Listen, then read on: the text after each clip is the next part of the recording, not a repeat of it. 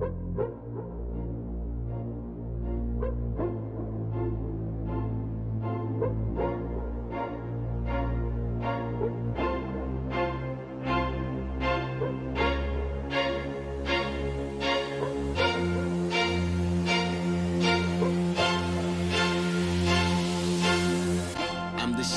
your throne as my toilet seat.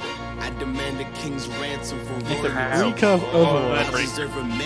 4,400. Hello everyone, welcome to our first Bad Nitemare League lunchtime, not brought to you by BPL, as you can see. Hello everybody and welcome to the very first game of the BPL inaugural weekend.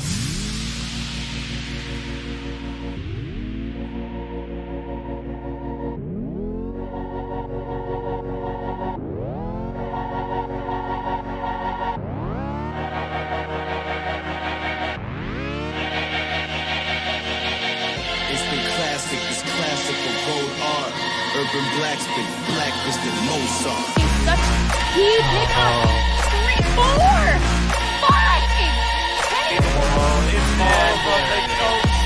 For 5K per D, 6K per D. Oh my God! It's a 5K from Toxiator. Legacy are your season 1 BPL champions.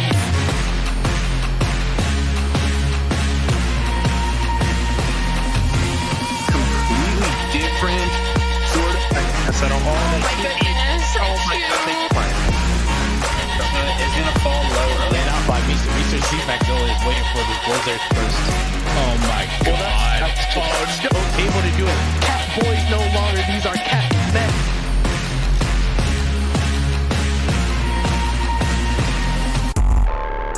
Are you like Yazan's brother or some shit? Burns is the Michael Jordan of BPL. Well, we put in the work, I guess, but I don't know. Would you still say we're a bottom 5 team? I'm gonna take these hot casters out on a date, so I'm gonna stay. Flashy, can you catch me? 50 on a pink Porsche, 2 baddies in the backseat, horny, true story. Had to kick 'em out, sorry. My oh my, yeah, I don't care what flavor, at least it be some cheese. Yep. You seen how this baby want, bitch, you got Steve. And these girls use me, so I flick 'em like fleet. I did it with ease, cause you wanna cookies. Alright, I'ma fly to the UK to eat my mind off a fine lady's boobay. I'm too polite, girl, may I see the booty? I love my life, my oh my. People say I gotta be different, but I'm just myself. Oh my, I got another hottie in my DMs every minute giving me hell. Is it cause I'm fly? Welcome everyone to the Bad Nitemare League. It's been 186 days since Catboy Crew was crowned our Season 2 A-League champions. And you know, it's been a while since then. We had an entire Overwatch League season. We here at BPL, we've been busy. We had a Sub Journey 4, we had 2 World Cups, we had a B-League tournament. But you know, I think it's time to start off with Season 3 here. And in typical BPL tradition, we start off our weekend of matches here with our B-Leaguers here. I'm Jimmy, I'm gonna be your host for tonight, and I'm joined by our casters here. It's Worst Cast and Ippy. Are you guys excited?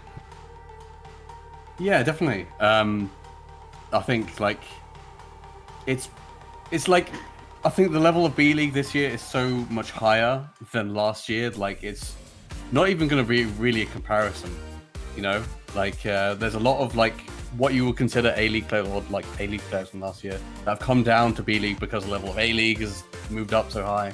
So yeah, I think we're going to see some really good matches. Yeah, and I mean, looking at this match to start out the entire BPL season, and of course B-League as well, we have a match here that those 5 amazing analysts that you heard on Relay, you know, those absolutely big brain gentlemen that definitely got everything right there, and no one mauled at them because they were always correct.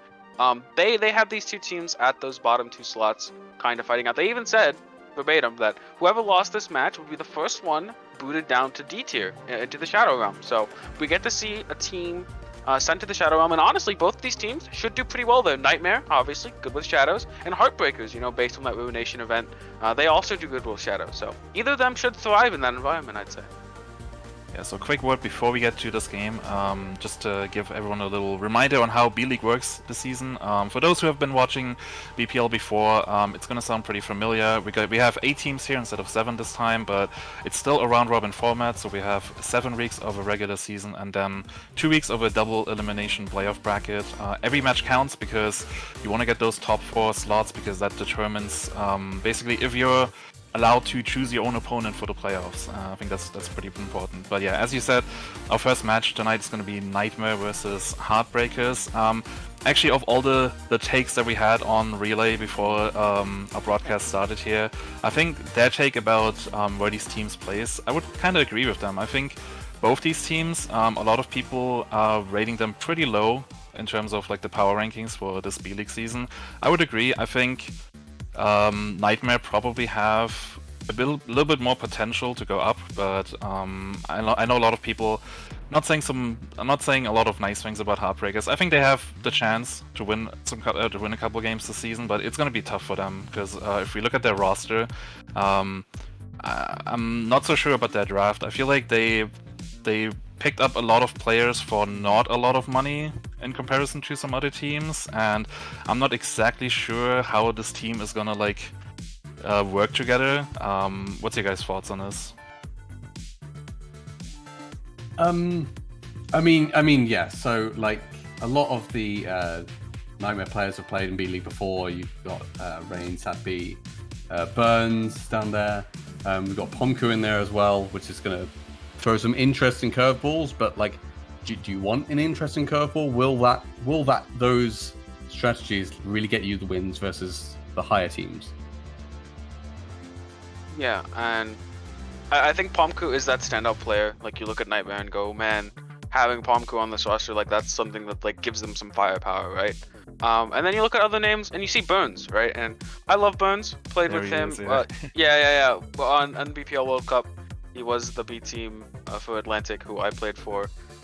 We speedrun that competition. Great, but he has won a title since then, though. Yeah. But Burns, as you also saw on the intro, he went from Super Bowl in Season 2, which the less said about that team, the better, to winning the Blast-Off tournament. He has a title under his page. He has an accolade on his Solomon.gg profile. Not a lot of other A-League players can say that about themselves, so this might be the continuation of the Burns redemption arc. I would hope so. As the intro, remember, he was the Michael Jordan of Overwatch, so... Of BPL, not Overwatch, that's someone else. But BPL, Michael Jordan, so... Look out, it's his redemption run. He's back from playing baseball, and it's time to get back into business. Yeah, so another thing I heard... Oh, wait, sorry, go ahead. I was going to say, what I find interesting as well, if you consider the analysis correct for some reason, we started out Season 2 with Super Bowl versus Seal Squad, the two bottom teams of B-League. You're hoping that this season is not echo of Season 2. One of these teams, makes a run for it, gets some wins under their belt, starts challenging the higher teams, and not. I don't think we'll ever see a Super Bowl in this like tier team matchup. But let's look at the maps. Yeah, so we got Busan, Hollywood for first 2 maps, which we will guaranteed see. It's first to 2, by the way, for those who don't know. So Rialto Oasis will only be needed if we are at a tie after map 2. Definitely 2 interesting maps. Knowing Pomku on Nitemare, I can definitely see some shenanigans happening maybe on Hollywood. And from what I've heard, I apparently Tomas can't play tonight for Nitemare, so it's going to be Rain on that main tank only, as we had here into map 1. So I expect them to play a lot of rush here as we head into our first round here. Yeah, and here we are starting it out on Busan, Nitemare versus Heartbreakers to start it all this season. And it's gonna be that, it's gonna be Control Center here. It's gonna be a Mecha Base, not Control Center, Mecha Base. Very similar to Control Center, as Rain already manages to take out the opposing ball. Of course, later, it's gonna be Heartbreakers trying to stay as far away as possible, but can they do that against this rush? Like Jimmy did allude to, gonna be playing a lot of that because Rain is gonna be in point, already gonna be flipping over, and Mini taking out Silk might just seal the deal. Not a lot of damage left. That Junkrat obviously can get some work done, but it's gonna have hard time finding angles, especially when those walls go up, and that seems to be the point. Going the way of Nitemare as 11% ticking to start out this round. Yeah, and Nitemare playing the pretty much bog standard Makery rush here. They find Bant going off on an adventure, using all the CC on their team easily to stun and win the point. They've actually swapped over. Yeah, they swapped right back over to Rush, and their first foray into this composition does not end up well, as a nice clean sweep there, a team kill ringing out this early. Never a good sign, but they got the swap off, and what can they do with that is to be seen. Yeah, Send with a great rule there. Again, isolates Bants and kills them right off. Heartbreakers unfortunately not building up to any ult. They're going to have to come into this window. Yeah, they swapped off a lot of those characters, so no ults to be found just yet. And right now, already have Mini with that Ant Matrix. Look at Silk, doesn't even have halfway to that. The Ant Matrix is out, a lot of damage coming down as the Cowboy does find those shots, but apparently Rain going a little bit too far, and Silk will be the one to punish that aggression. Now it's time for them to turn. They're going back on the offensive themselves with straight into the main freeze, and the bomb over the top finds two as Satvi manages to swing the fight in their favor. A really nice play there from Nitemare to kind of retake that fight, and now it's looking like almost the end here for Heartbreakers on this round. Yeah, it's such a shame too, because they do such a good job of fighting the window. They're able to get around the point, even with a Sig on their team who's not as good as like defending against the window with Devo. Such a fast Blizzard coming out, not even giving them time to set up.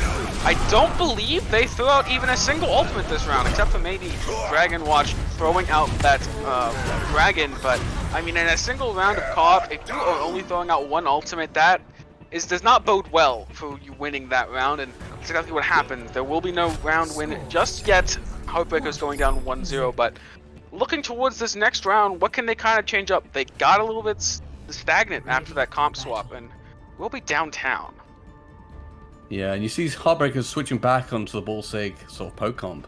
You think that maybe Heartbreakers have not been practicing the rush as much as Nitemare have. Nitemare looking very comfortable on it so far. They're actually going to swap Ascend off from the Mei to the Reaper. So this gives them a lot more damage at the front, but maybe they're not reading that Heartbreakers are going to go back to the ball. Maybe they'll... No, actually they swap over to the Mei. As soon as I say that, they're back on the CT comp. Yep, right back over to that composition that secured them that first round. And Heartbreakers going out with the composition they started out on Mecha Base, but they didn't stick on it long. We'll see, they probably should be sticking on it a lot longer here. This point does allow more so for this type of composition to be Ball already going in. Frozen Up does lose their life, but they trade the mech for it. Not quite a kill, but close enough, as the Sigma actually drops straight into the waiting arms of Rain, picking up their second frag of the fight. A nice flash ban there from the Cowboy, does end up finding another kill. Now they're on the retreat, nothing to do but run. Can the Zen die? Yes, they do. And another rough start here for Heartbreakers. Yeah, and it's a repeat of what happened last map, with Ban essentially going off on his own. The rest of the team sort of sticking together like glue as a 5-man unit, but they're able to isolate Ban and do it very easily. You think, I think Nitemare are playing so well together, although I say that, Dragon Watch gets the pick. Is down, and Ascend might be waiting just to join them, as now running back, Ascend going extremely low, Mini trying to charge up that Ant Matrix as fast as possible, but they cannot do it before Rain does go down. Zatney finds the trade onto the ball, but it's not going to be enough. That's 5 people on this point, just shredding down your mech. You're going to be getting about 43% out of this, but nothing more. But still, not the worst start in the world. Yeah, they get some time on the board. Unfortunately, the window comes down with players dead, just not able to get the full value out of it. And the only ultimate they're coming up is to Ponku's High Noon. Not the highest value ultimate, especially coming into the rally and the Transcenders building up in this next fight, you imagine. They attack the low ground here. Dragons is the response here from Heartbreaker, trying to split them off. Don't quite find a kill, but they do force out that immortality field, and now Mini is under fire and will be taken out. A stray arrow combined with another log on the Pumpkin. That's 2 very key members down in this fight. Zatvi is soon to follow. The mech is now gone. Nothing to protect them from the now hail of damage coming their way. And that's another clean fight for Heartbreakers. They're kind of pushing it back with this composition that they seem to have wanted to run last round and not able to. And great identification from Dragon Watch, seeing the lone BAP there, out of position, takes down Mini very quickly. Burns uses the beat, unfortunately, due to the LOS, the Flux only hits onto himself. So that's an L, unfortunately. Coming back in, again with the bomb and the shutter. Running back in here, you do have that blizzard. You're looking for the shadow! Oh my god. You can't let that shield down, or you have to save it and time it perfectly. Neither of those two things are completed, and they're all on their back. And with that, the point will be flipped. A massive play there from Rain, putting them back in control and with an ult advantage to show for it. I mean, that is value. You cannot ask for better value than that. You use one ultimate, you kill the entire team. You're now in a very commanding position with this blizzard, with this bomb. You know, the window to engage maybe, and the high noon if something gets hairy. Heartbreakers only really coming up to the dragon. Only that dragon, but he did a lot of damage with it last time. Of course, had a lot of key cooldowns, but am I get eaten? It doesn't! Not quite close enough, a little bit off target, and does find Burns. That's another, that's your speed gone, your amp gone, and now your team as well gone. You can push yourself up into that 80% threshold, into that final fight territory, but Heartbreakers are on your heels, and they're looking to take this to a round 3. Definitely, they'll have one more fight. They're swapping off the Mei onto the Reaper. No, back to the Mei. No, back to the Reaper. Okay, please pick a hero. They'll have the bomb, they'll have the high noon, but again, against this like very mobile comp, the Sigma can put a shield up again anytime. They actually engage with the Flux here. With the high noon, is this going to be a disaster? Oh my goodness, it gets silver. 3 went flying in the air and on the way down, finds a Zenyatta for their troubles. Stratocaster coming up on that rally, it's going to be the one to save them. The bomb doesn't find anyone, but does get some good damage down, does get some zoning down, and now it's a Brig fairly by themselves on this point. Pumku uncontested, nothing to stop them. The ball can try to roll up, but it's not going to find it. Burns, realizing this is probably last fight territory, you want to secure this. Maybe he didn't need it, only 2 people on that point, none of them which are damage threats, but still going to commit it nonetheless. They want it. But there's still a fight left. No ultimates on the field except for those mines. What will occur? And I think it's actually a Stratocaster with the whip shot onto Pomku in the Flux. Seems to boop Pomku so high in the air because they're picking the... they don't... They boop. A fantastic boop. A fantastic boop yes. from Burns. Seals the fight. Burns showing some worth here, some value here, right? A lot of people... Burns Omega Lol, right? But no, Burns not Omega Lol. I want to see this again. I want to see this again. Champ. It is juicy. It's really nice. It is a really nice shatter. And with this shatter, along with the rest of the play in that round, it will be Nitemare going up 1-0 on Heartbreakers again. This is first to 2, so very close to securing their first win here and sending Heartbreakers down into the Shadow Realm. Yeah, definitely. And I think like very, very coordinated play from Nitemare. I said earlier, you can see that they've really practiced this rush. And I'd kind of expect that from a player like Ryan, from a player like Sappy, based on the teams they've been before. So now we're moving over to Hollywood. Can you play the rush the whole time here? I don't think so. Maybe first point, but what do you do for second? Well, I mean, you can certainly try, right? Got some elevator shenanigans. They probably will. They probably will try. I mean, the first point, it's quite strong on both the offense and defense, right? You can get some good holds on the high grounds. And for second point, it's definitely your biggest struggle. Third point returns back to a pretty good rush mount. But second point, elevator shenanigans, have some good rotations, have some clean rotations is what's really key, because into a comp like Heartbreakers is playing, which I'm sure they'll replicate, if you get caught in rotation, that's your biggest window for that comp getting shut down, because your supports are going to be in danger at least one point of that rotation if you're not clean enough. And once you lose a support in that kind of composition, it just all falls to pieces. And I think we'll... one thing I've noticed from both teams, actually, is that the rotations... I'd say the rotations are a bit cleaner from Heartbreakers. You can see how close they group together with a SIG to their detriment in that last map, obviously, with the huge shatter. That means your entire team gets shattered. But you imagine if they use that kind of like coordination they've got with their off-tank, you hope that these rotations go a bit cleaner from you. And you don't get picked off by a stray bullet or something like that. Yeah, it looks like we will. Yeah, again, like you said, it's Hollywood. Should be entering that just shortly. And something interesting, as Jimmy put it in chat, this could be Burns' first match win in a BPL season. And honestly, as the first opening map of match for season 3, that could be a tone setter, right? That could be a difference, you know. And I think that's quite crazy to think about as well, actually. Yeah, that we have like a player. Burns is a talented player. Like all the memes aside, Burns is a talented player. That said, he's not in for this map. We've actually got YZ subbing in. Of course, you gotta get it. And we got the man subbing in on main tank, actually, Heartbreakers. The man is subbing in for Heartbreakers. The man. Yeah, just so you know, we will be calling him the man. We did have a bit of a discussion about this. Should we say the full name? And we thought that doesn't do him justice, right? He is the man in this composition. He is definitely the man playing main tank right now, right? That's like your forward leading player, gonna be your shot caller sometimes. Not all the time, but a lot of times. You're hoping some MTD, man tank difference. Tank difference, yes. Man tank difference. He is the man tank. But look at these two comps. Again, well, nothing to be surprised from Nitemare. But we'll be look at this dive competition coming out here from Heartbreakers. Genji into this comp. I don't know if you'll have a lot of fun. Yeah, and it's kind of a repeat of what happened last map, where the main tank goes in and dies. It's just like one of my rank games, actually. Obviously, I'm playing the main tank in that game. So unfortunately, back to Swarm with Heartbreakers. Can they find a way to get this Genji to work? It's a very all-in strategy. And they're actually switching off the dive tanks onto the rush with the Genji Ana. Can this work without speed? It's going to be very difficult to move your whole team around with the break. Sure, you get some going back to reset. No. Does someone tell them the time is ticking down for this one?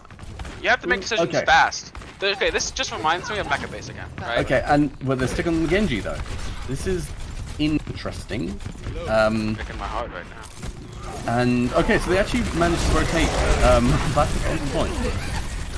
Yeah, and Rain will be the first one to die in this fight. Looked like a little bit different, but they trade out both main tanks are now down, and it's just Pumpku. Oh, the flash misses! He might turn this around! Pumpku in the back line finds 3! Despite all odds, again, that is a name, a player that you have to look out for, but as I say that, you should be looking out for Dragon, as he manages to take out 2. The bomb will be forced out from Zappy and finds the Bunny Blaster. Just one more shot, and now it's going to be Rain on this point, forced to hold that shield. They're under pressure from both the Lucio and Diva Fire, and they don't respect it quite enough. The Genji finding another kill. Both of these DPS right now are just going absolutely crazy. Pumpku is back, popping the high noon. Has to watch out for any sort of a deflect. They don't quite find it. The man bringing on this point, finding a Fire Strike, and the blade to follow up. Both those supports solo from the Fire Strike, and nothing to stop Dragon getting his kills, except for YZ there on that Lucio, finding those stray shots.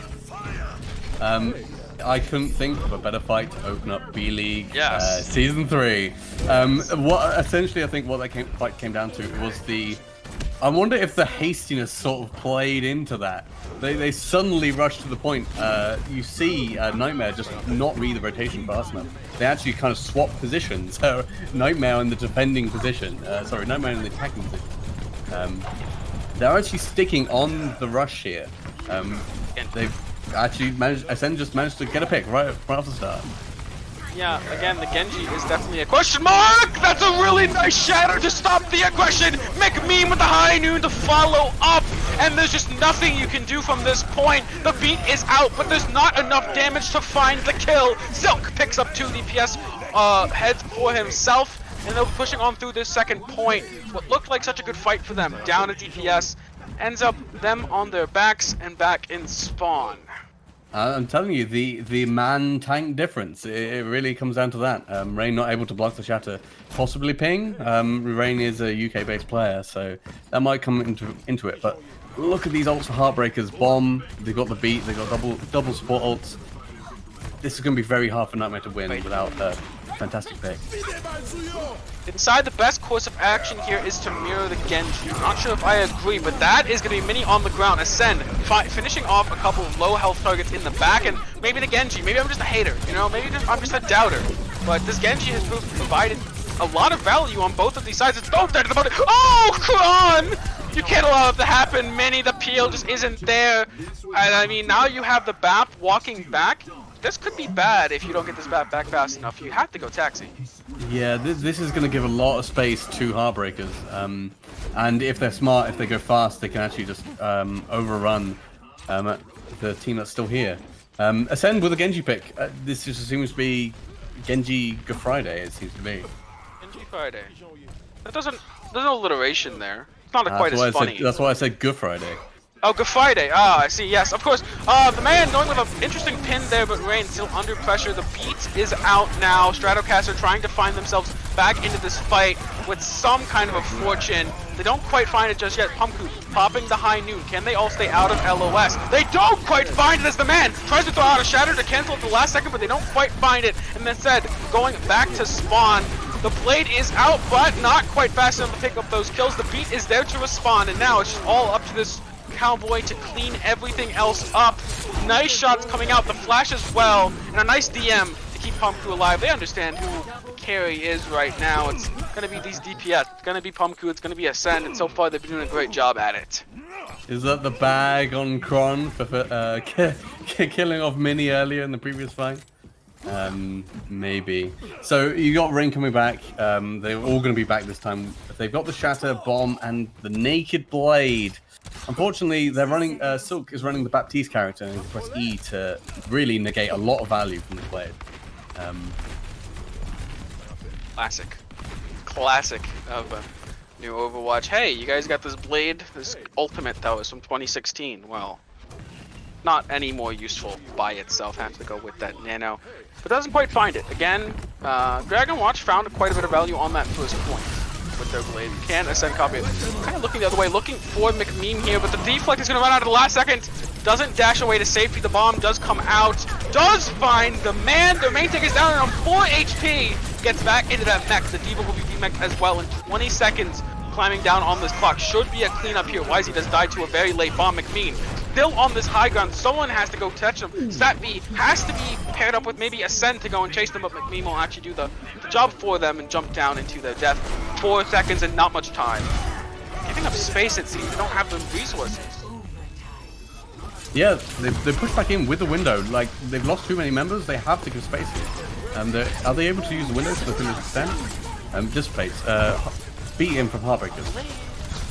Dragon Watch, though, pulled up a blade of his own and already found Mini. Can Ascend do the same? The field is gone. Baptiste is jumping around. He does die, gets the dash reset, but really not much usefulness from that blade. And instead, Dragon showing off the Genji prowess. I don't know how, but they pulled it out with quite a nice backline dive.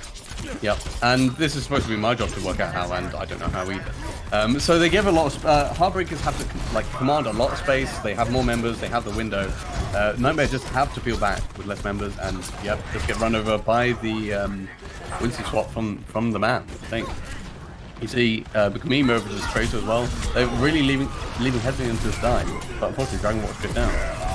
It's down, and now it's the man into the backline. Pumpku, though, after that shatter, we've seen just great shatters so far from Rain throughout the entire match, and Pumpku, that's just a shooting gallery, right? Now going to be swapping back over to the Ryan, off to the Winston, back to the Ryan, off to the Winston, back to the Ryan. We kind of said this map favors those two styles, the dive and the rush, and it's definitely been Heartbreakers swapping between the two. Yep, and the main tank for Heartbreakers jumps past. Rain sees free real estate, goes to the next. They engage with window here. The window is used to try and take some space back, really. It's already been taken from them. Everyone has to cower in fear. YZ does have that beat as Rain is going so low. No shield to keep them up. Something has to be done to keep your main tank alive, but instead they opt for nothing. Right now, Sappy does have that bomb. There's no immortality field in play, but you do have that Sigma shield, and that is going to be your spoiler, right? Everyone doing a great job of backing up, not giving any staggers. Yeah, and unfortunately, it's an early lamp for Mini that's not able to be used later on in the fight. Ascend looking to build this blade. Will he build it in time? He's got the beat. has the beat and the bob to aid them. Does get the remake kill on this. So gets a massive kill that was so close to that Matrix. Pumpku in that backline looking for something with the flank Hayden, but they don't quite find it. Zappy though, trying to do their best to carry his ascent, build up that blade, looking for the Tracer, is one shot, finds the left click, and now it's Lucio and Genji on this point, fighting out this D.Va. Now, a solo Genji looking for this mini health pack can dash back on this point whenever the Reinhardt, the reinforcements have arrived. The Shatter only finds the Lucio, and they will quickly be cleaned up. The Genji dashing around, low HP, the Moira not able to heal them in time. Now it's a frantic stall for this point, and they get off of it. Oh no, Kron got booped off mayhaps by YZ, and the round 1 will complete with just a hair away from that ending zone, but still a good push considering how it all started. I think a sigh of relief from Nitemare there. Like, I think they were staring down like the cap there, able to get some really good kills. Like a lot of their ultimates in that fight weren't used to the full extent. You know, you see Pumpku in the back with a high noon, obviously went for the flank, just looking at a Sigma shield. That's not going to do anything. And even if it did, the Genji deflector's there, ready to, you know, assassinate Pumpku, wary to pull the trigger. So both teams opting in for a lot of rush. Like even though Heartbreakers have been showing the dive, it hasn't been working out for them yet. You imagine like maybe just not enough scrim practice yet. You know, it's still very early on the season, or you know, Nitemare are just playing very well around it. Always leaning in on these high CC comps with the Doomfist they've been playing. They started on this map with the May, the Cowboy. It's not fun if you rely on mobility to get around. Yeah, and right now I think something very interesting as we enter into Season 3. These two teams are supposedly, by analysts, considered the bottom 2 teams in this tier. And still, we see some great plays coming out from a lot of from the teams in general, and then also individual members. They don't feel like wholly B-League teams as we have the sense in the past. So a really big step up for the league as a whole, not only A-League but also B-League stepping it up, where even these two teams can have some really great shining moments. And right now, Nitemare is looking for more of that magic. As Sappy goes low, the dive is coming out. You're jumping into this Junkrat though. A lot of damage coming out in Brain is being finished off by the man just swinging in. But you trade main tank for main tank. Another nice trade if you are this attack. You have that spawn advantage in a sense, and you also have the point control right now. You have the space. You lose your Brig. A lot of that healing is gone. Some CC is also gone. Ascent looking to take out one of these pesky supports or even DPS in this top cafe, but they can't quite find it. The Discord though is going to help him quite a lot, taking out Shadowcaster and finishing up Dragon Watch, not Overwatch, as going back again to the backline. The Baptiste is quite low, but they can't quite find the kill. The Immortality builds up, but doesn't matter. The point does get captured, and a really nice start here from Nitemare. Yeah, and unfortunately Stratocaster opts for the stall on the point instead of giving up ticks, and essentially like he's very able to be finished off quickly by Ascend, and essentially they're just down constantly from them. They will have access to the high ground. Oh my goodness. Dragon Watch comes up from behind and gives Honku a jump scare. Yeah, and the Ant Matrix is going to be out on the front side, but they lose Shadowcaster. Still have that lamp up, didn't quite throw it out fast enough. Trance is going to be used to try and keep their tanks healthy and alive. Brig is going to be pushing forward into range of this hammer. That's quite dangerous. A couple swings could leave them dead, but they don't have to worry about it anymore, as Pumpku does end up taking out the rectangle man. No more of that hammer to contest. Kron getting battered around will be cleaned up by that Tracer chasing off to the side. And as much as we kind of saw a really nice second point from Heartbreakers, Nitemare has that, plus that first point being so quick, so really good start for them. And coming in with the rally as well, such a strong ultimate, going to give them lots of survivability in this fight. But Heartbreakers do have the tire. If they're able to kill the Brandling Break, that could be huge. Shatter does come out, doesn't find quite much of his ascend. Back again on this Genji blade, does find the swing onto Lucio, goes extremely low, having to kind of cower with 8 HP, running towards this mega health pack, and they manage to live as the fight gets cleaned up. 5 minutes and 30 seconds going into this third point. And now the full swap will be coming out onto that rush that we know them for. But, I mean, that's amazing. Yeah, I think that makes total sense. Like, you use a lot of fights, you use a lot of ults to capture that point, but that's huge value. Even with your time bank, you're going to build up more. And also, it's a perfect time to swap. Like, you've just used the ults. Yep, time to build some new ones. And I think, you know, they've shown adaptability, like, really good at this comp. Ryan's going in. Ryan going in is going to get pressured out by this High Noon.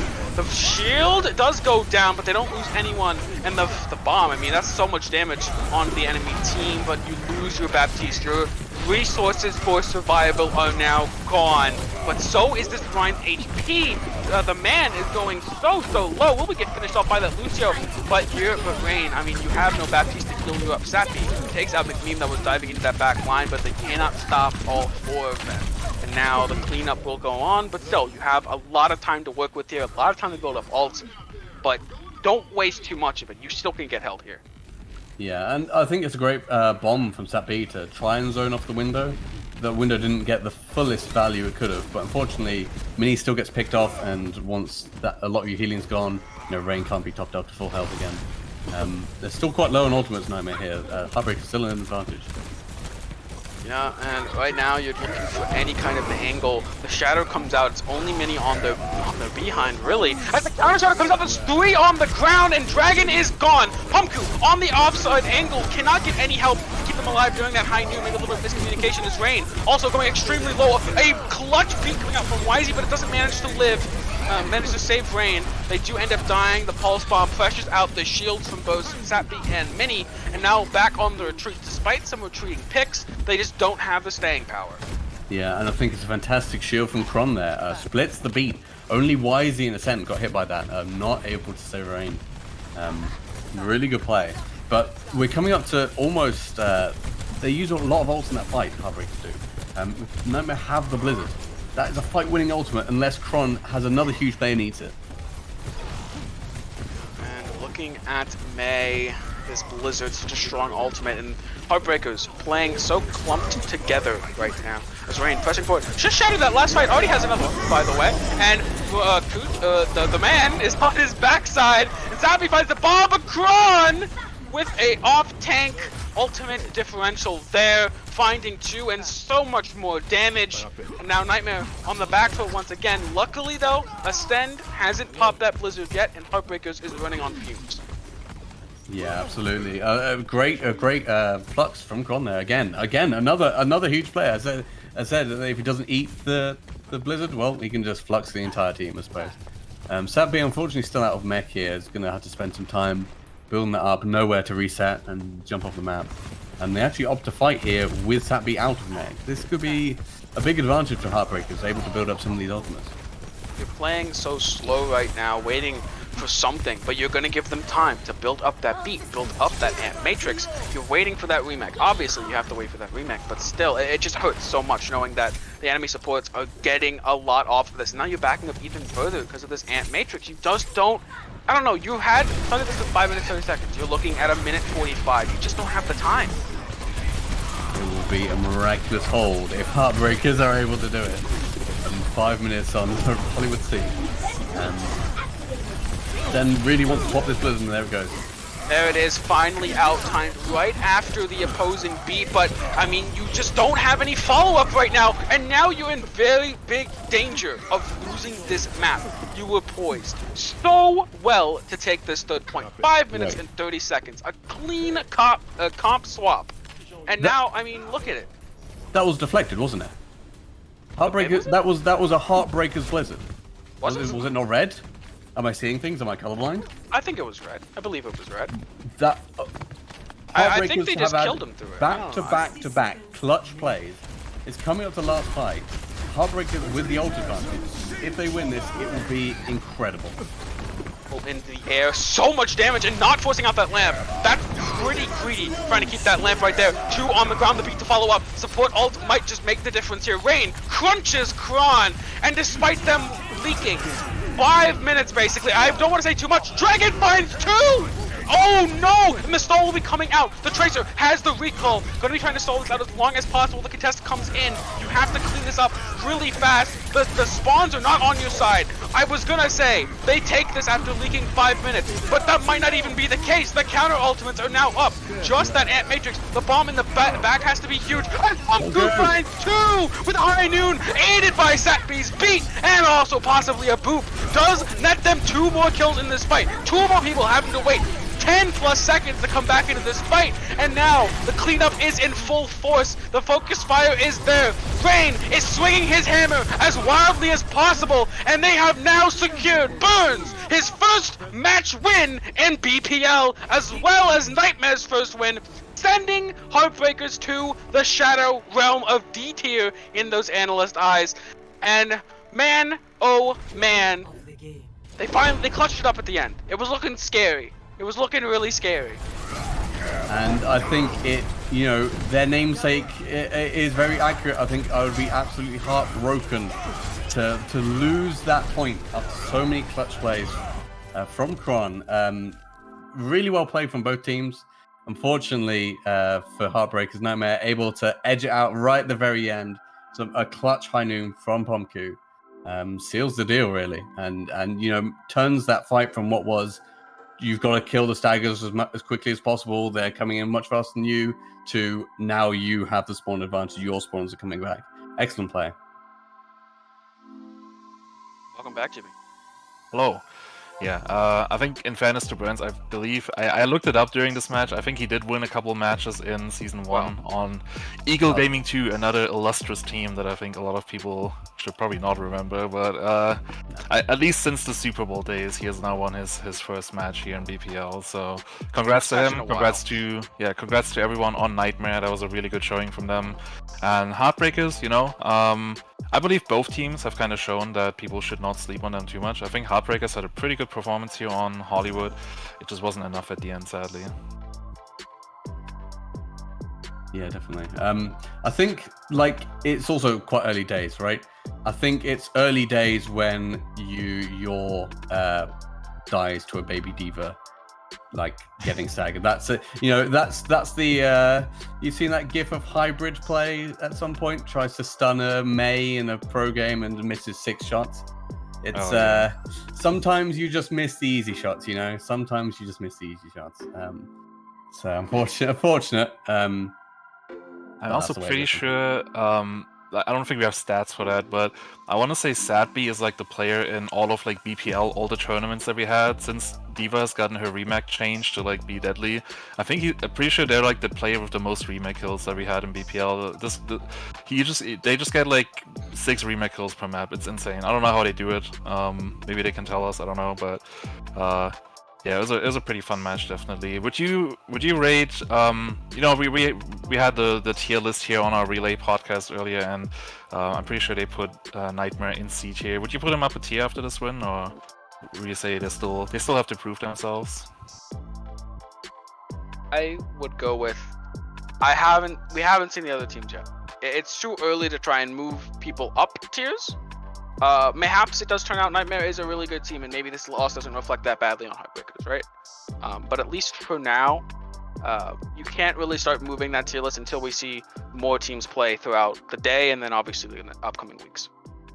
Yeah, I think although it was a 2-0 victory, it still wasn't necessarily a clean victory.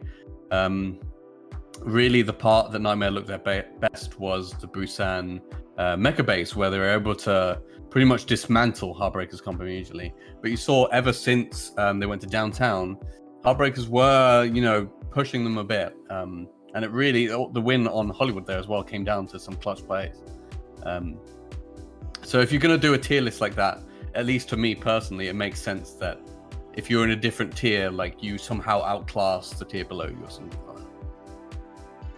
Yeah, I would agree with that. I think both teams have definitely shown that people shouldn't sleep on them. I think Heartbreakers, if they do some more board reviews, if they maybe go back to the drawing board on what they can play on what map, I think they definitely have potential to take some wins home here. I do think we have some players from Nitemare here to interview now. I think I see Sad B, Rain, and YZ. first of all, I want to say congrats on winning your first match. How does it feel? Feels pretty good, man. I get to go out and show that I am the best main tank in B League this season. Don't at me. Don't True at me. unreal, That's true the truth. unreal. Are you going out on a limb on saying that right now? Yes, I'm saying that Than right C-Dub now. and I'm Robbie? the best. I am. Who are those guys? Never heard of them. I'm the best. Certainly, I could say that you're the best Ryan we've seen in season 3 so far. We've seen 2. So congratulations on that. That's 3 amazing. actually. We had C-Man as well. Ah, true. The man. The man himself. Well, you're the best of 3. There you are. Yeah. Hell yeah. And I mean, looking at, were you guys, were any of your teammates tuned into that relay before the match started? A couple of us. We were kind of surprised that people rated us not so highly. I think we're out to prove them wrong pretty quickly here. So would you say that this win was a statement that you're one of the top teams this B-League season? Yeah, I think so. At I least feel for me, like we showed what we're made of and gave other teams a challenge. Come and beat us. Zappy, I gotta know, how do you manage to get like 10 remake kills per map? How do you do it? You know, I'm just you impressed. sometimes- Teach me. Sometimes you feed in scrims, but you learn what works in scrims, and then you just do it in the match, you know?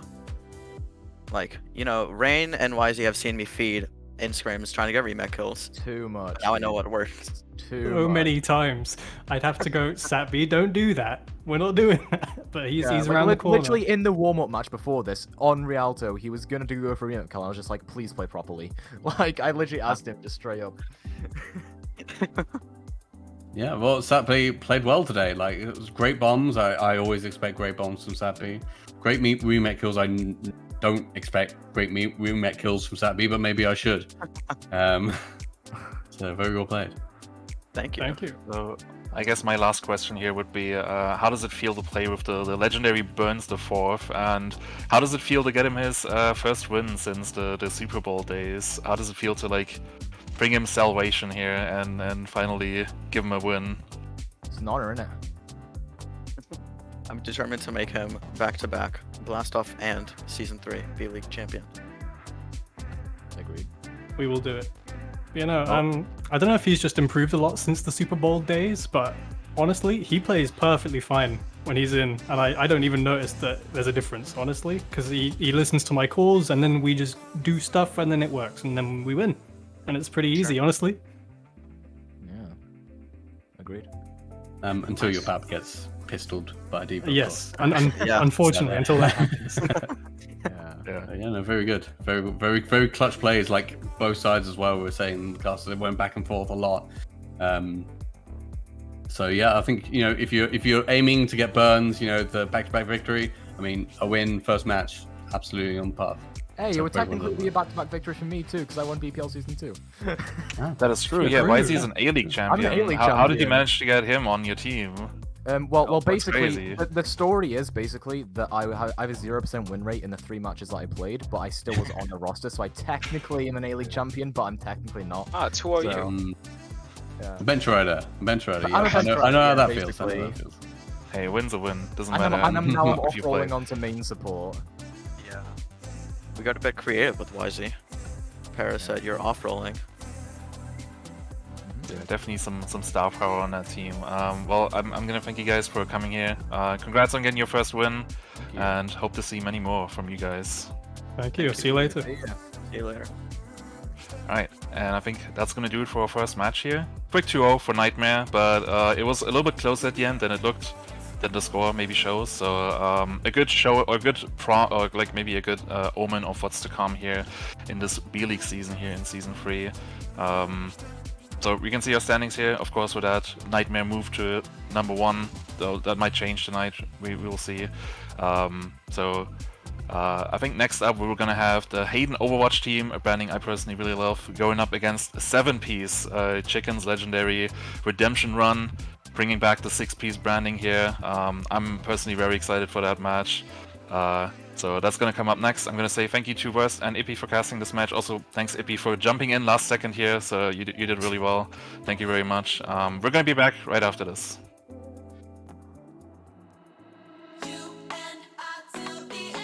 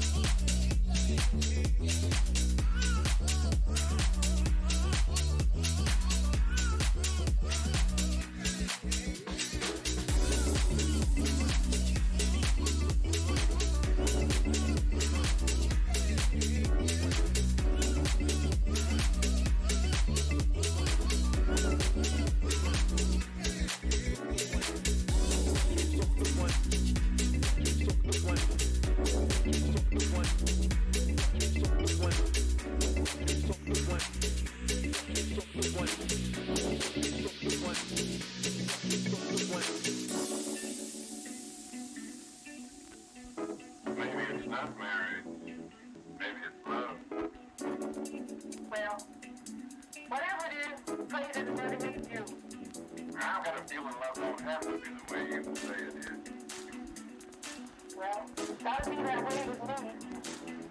Cause I don't need not one man. Not got a hot shot, never gonna fail no other time.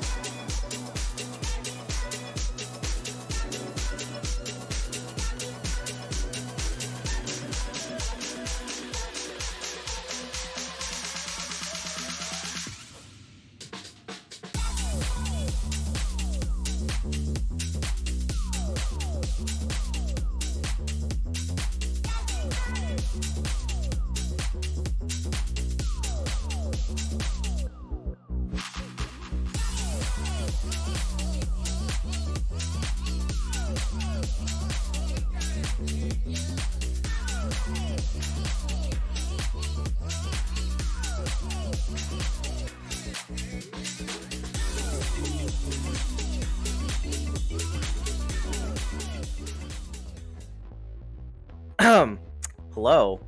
Welcome back to B League. May I take your order? What a great bit. Welcome everyone. We're back here with our second match. It's going to be Hayden Overwatch team versus 7Piece. As Ippy called it during our break, the Battle of the Brands, which I personally really like. Because we have two really cool looking teams. I really like the Hayden Overwatch team, the Washington football team, look-alike branding, and 7Piece, of course, our chicken redemption arc here with the 6-piece branding. I got Mustard and Salsa with me here for our casters. Who do you guys think will take this one home? Alright. Honestly speaking, I think Hayden Overwatch team do have the slight edge here. The rosters. Obviously, in game, I think both these teams should be pretty equally matched. Obviously, a lot of things hinge on if Chicken Nugget God first 7Ps can kind of bring the whole team together and rally them forward to kind of, you know, win the video game in that sense. But I think this will be a good match. I think Hayden Overwatch team currently do have the edge of both, so. I mean, I think it's really a battle between two very sad main tanks that just can't get far, and it's gonna be nice to see two really strong teams with them as their kind of their leads, and Robbie and Chicken. But I do have to say, I think there's a little bit of an edge towards Hayden's Overwatch team. Yeah, I would definitely agree. It almost hurts to see Robbie go to B League this season because I feel like he definitely had the potential to be in A League again. But yeah, both these teams, I would say Hayden Overwatch probably the favorites here. Although 7Piece, they definitely look like a team that will have a lot of fun. I do want to point out we have the Italian Mob 64 on 7Piece, who I believe, if I've been told correctly, is Chicken's brother actually, and he is playing, from what I heard, on a gamepad. So you know, BPL, we're an all-inclusive league. You know, if you wanna play Overwatch on an Xbox gamepad, you know, welcome. I apologies, I hit my mic. Oh, he's Chicken's cousin. I'm sorry. Yeah, and he is starting, Chicken's so we're actually gonna see him in action right away. Yeah, Chicken's cousin. You know what? I think it'll be great. Again, we haven't had that many, like, you know, controller players in the league, so definitely. I'm excited. I'm excited to watch. So I want to see Gods of Gamepad, the Italian Mobs come out. Hey. Definitely. Well, it is a yeah. Sorry. No, I mean, I think, the analysts in Relay, they pegged this as kind of these are the top two teams, and I would agree with that sentiment. That I think both of these teams are high up there in power rankings. They're up there, but frankly, I wouldn't say they're my best. They're my highest team. I would say Hayden Overwatch team is up there. Like, I think Toxic put it the right way. I think 7Piece, they have a good starting roster, but then they have to make subs because, you know, everyone has to play on map 2. So I feel like that can sort of be their disadvantage here. I think Toxic said this will be a team that will go to map 3 a lot, and I kind of agree. So I think this could be a map-free game here. But I'm happy to be proven wrong. But I think Hayden Overwatch team, especially with Robbie as their main tank, will just be a really good team. Yeah, Robbie, he put in work last season of BPL, so it does suck to see him in B League. But hopefully he can take this team off his back to victory. And how about these maps for these teams? Honestly, we're starting off on Oasis, map of the series, which be kind of interesting showing. See if they're going to be good or not. Yeah. We have the whole map set already here. Oh, we've leveled up. Yeah, I gotta say I really loved on new branding here for the season here. I just love the city vibes and the kind of pixel art on the top with the team names. Yeah, enough for me. I mean, let's get into the match. Yeah, transitioning. Also, we have the whole name, the whole bar. Beautiful addition. But we're gonna see a ball composition coming out from Hayden, and we actually it doesn't look like we have Chicken Nugget God playing the first map here, but they are going with a kind of dive-ish composition with the Winston Diva as we roll out here. It'll be interesting to see if this Reaper can get any value with the Diva on the field. Like, you don't have the shield, but the Matrix still kind of opposes. Yeah, for sure. You had the early pile driver there from Robbie on Hayden Overwatch taking that high ground contest. Sky is just pickling everyone on the low ground. Not much really happening, but Jessica's really low, and they do get the kill. LA Mob 64 able to confirm that one with the boot. First blood for 7Ps now. They're going to continue aggressing. Tactic B's going to get spotted. Hayden as well going down. 7Ps is going to be taking a clean first fight here. Honestly, it was a little bit of a slow but steady fight there, though. Yeah, I mean, showing. Good early showing. Yeah, the taking of the high ground was really nice for 7Ps. They just can force Hayden Overwatch team to hit the low ground where some of their DPS can really get in and create havoc, and we see a large swap coming in to more of the rush to deal with it. And Robbie already takes down Freya and Cartoon Blaze. This fight is going their direction very quickly. Robbie! Yeah, he's just gonna get aggressive in there. Swaps off the ball now on that. Reinhardt gets a pin in, right? 2 kills. Take that 3 on the bean can. I mean, what Robbie's known for is what he's known for. I mean, he's finally been unleashed. Yeah, it's good to see him on his character. Yeah, it is. But I think it's going to be interesting to see how 7Ps want to engage here. The rush composition is going to have a kind of an inherent advantage a little bit on the dive. I mean, this guy's already down. The pin from Robbie just goes right through, and 7Ps getting some pit-offs. They are up in numbers, but Robbie gets a huge shatter. Could be a difference maker, but he's only at 2 health. Oh, Robbie extremely low. Gets a big shatter, unable to capitalize anything on it, though. Hayden Overwatch team just kind of crumbling there. Honestly, just a clean engagement from 7Ps. Did they pop any ultimates there? I believe they popped. I think they popped Cole. Yeah. It looks like Cole was used. But I mean, it's 5 ultimates here. Like, it's 5 to 3, and maybe you'll get the bomb already out. EMP, there it is. Going in, you have the bomb. I mean, those don't get kills, but you have Sky coming in clean and up house with that primal rage. Wow. Yeah, I mean, that bomb was just really unfortunate. Oh, the stagger. No, stop. No. No, the bomb was really unfortunate. It came out a little bit too early for the EMP to go off. Or more precisely, the EMP was a little bit too late. Because the point was supposed to be, EMP, bomb gets rid of shields, everyone's dead, back to spawn with you, quick fight. Instead, Sky has to pop the primal just to finish it off. Blizzard comes out for even Overwatch team, and I don't think it caught anyone there. Everyone able to kite out of the way. Slide with that coalescence now, keeping his team nice and topped up. but Tanic B is going to fall by the hands of Sky. Tally Mob 64 now with that beat as well, just to make sure no one on 7P is going to die. Ducks though in the backline, able to get the supports. No healing now for 7P, so Hayden Overwatch team also running quite low. Majestic has to pop the beat to keep everyone alive. Trades going left, right, and center, but 7P looks like they're just barely able to hold on. Hayden Overwatch team now. Final players on the point. Tanic is going to get cleaned up. Yeah, they That's won. it. They won. 7P. Wow. 7P is taking it. That looked dicey. That looked It really dicey. I mean, Tanic, or not Tanic, he was on like 1 HP in mech. They were about to lose the mech, and it would like that probably would have changed it because you could just slap the yeah. slap Beancan the had 2 stickies and that's it. HP. 2 HP. And was able to clutch it out. Yeah, wow. Wow. Actually 2 HP. I was just making it as just a very low number, not actually 2. Wow. That's crazy. Yeah, but that is the way that they take up this this first map. Going to University, definitely a little bit more of the rush composition map, and that is what Hayden Overwatch team seems to be very proficient at. We should, probably will see them. Ooh, that is a wall, and it is. Yeah, it takes out Italian Mob. Yeah, it does take out Italian Mob. Skyfall, and shortly thereafter, without that speed boost, the assisted rotation. 7-piece, I was gonna say they have the Symmetra, they can get first, but it doesn't really look like that paid off for them.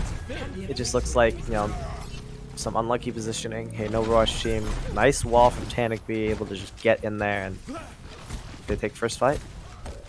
Yeah, I mean, this is ideal. Getting this first control, quick fight win, and maintaining this early control hold over the initial choke point. I mean, you look at Robbie with Shatter. He's at 73. Sky is nearly 40. Oh my god, what a pin! What a pin! Oh my god, Sky gets immediately eviscerated the moment he drops down to rotate. Freya is alive, going to melt that Orion shield a bit, but not really going to do much else. No. That's a No, stagger. Bean can. No. Ah, that's so sad. Beastburger almost actually got that boot just to knock Beancan back on. Yeah, got that. I mean, that would have been huge.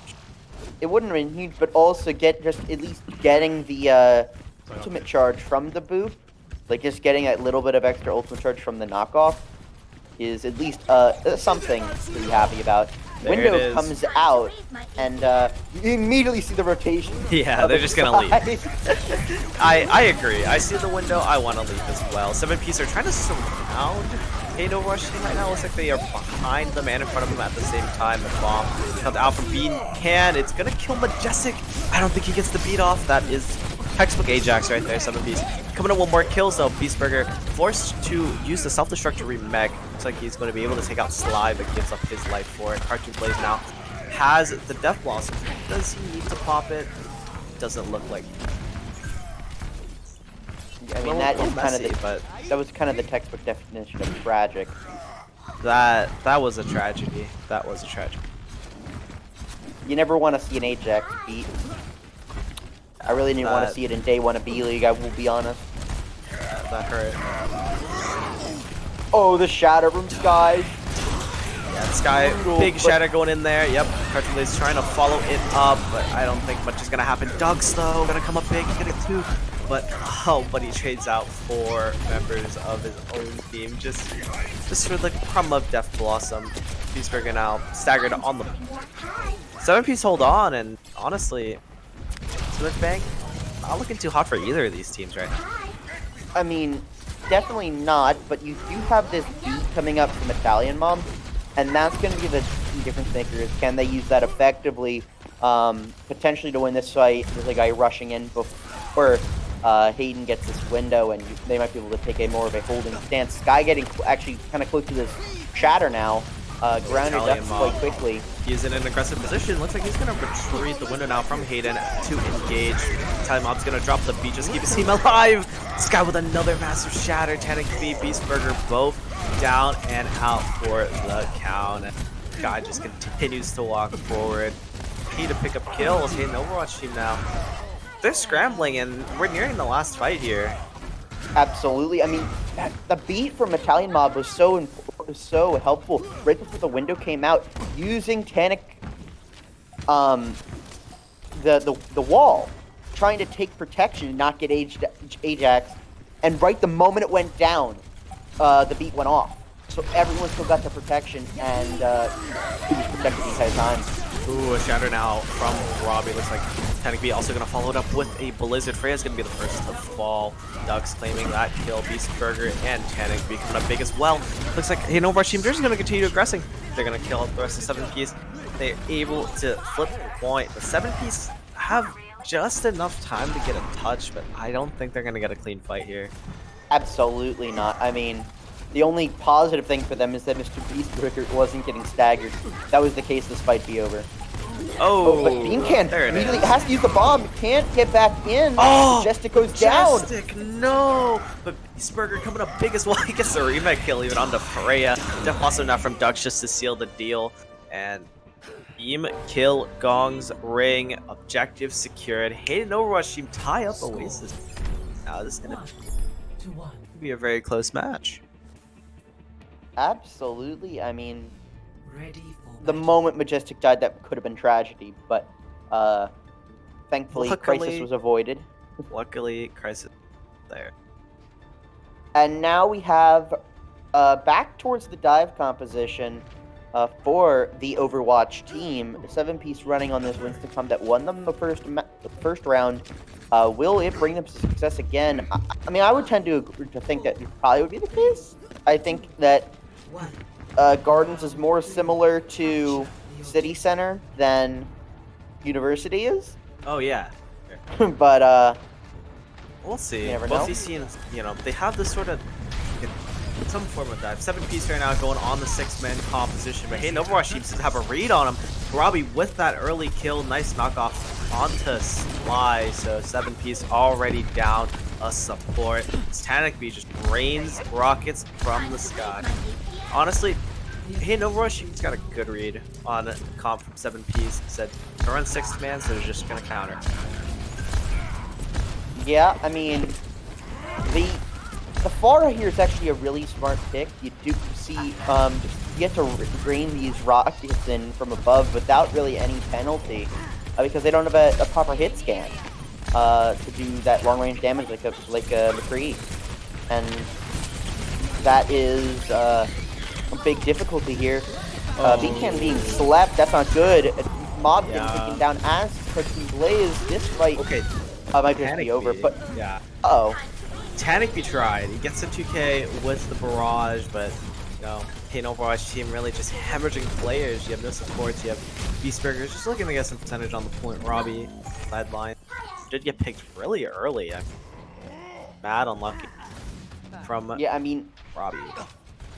I mean, the 1-for-1 trades that they were doing at first seemed fine, and then everyone just started to fall up pieces all at once, and that's not sustainable. And as he's getting aggressive, I like this. They are taking down Hayden. This is good. Oh yeah, this is what you need to do if you want to try and beat this, you know, sort of more Coke style competition from a Hayden Overwatch team. You just have to get in there, get aggressive. Bean can again just bombing, just you know, with that DMEC. He does get the DMEC onto Mr. Beastburger, so it does help a lot. And mine's out for Robbie, but I don't think it's gonna really be doing much. Ducks wins the Tracer battle, however. It's really not looking too good for 7-piece. Yeah, I mean, the Tanic pick is just brutal. Oh, the Nano. Tanic B. Alright, and they have no supports. Yeah, this fight should be over. This should be over. Stall maybe from 7-piece, but just Tanic B on this Pharah, definitely the move this round. Paying dividends, I mean, basically single-handedly winning these fights on good picks on the support line, good chip damage to help out the rest of his team. 7-piece are going to have to respond to this Pharah eventually. Can't just keep running. I mean, right now they don't. They're still yeah, they're stalling. They're still stalling. Impressive. Yeah, I mean, they have not lost control. They've not lost control yet, and they have the barrage now. The barrage has to come out. This is tragic. They're about to go to 99. Yeah, There's- 7 piece. And Majestic dies again. This is still Oh, one team fight. no. Majestic, Yeah, no Majestic gets the support. resolution. Oh no! Cartoon Blaze, no. There's no support. There's no healing. Oh, hey, no Overwatch team. Dead? No support. Just going to 99. Oh, no, He's dead? Tedic No goes way. down. Oh. 7 piece. Oh, look, I think 7 piece is about to flip it here. You see Freya Oh, getting yeah, a kill but onto flip it. Robbie. What's there to There's flip? Coalescence out now. Oh no. Oh, the stall. That's it. 7 piece gonna be taking the first map of the series. I mean, just holy shit. That's all I have to say.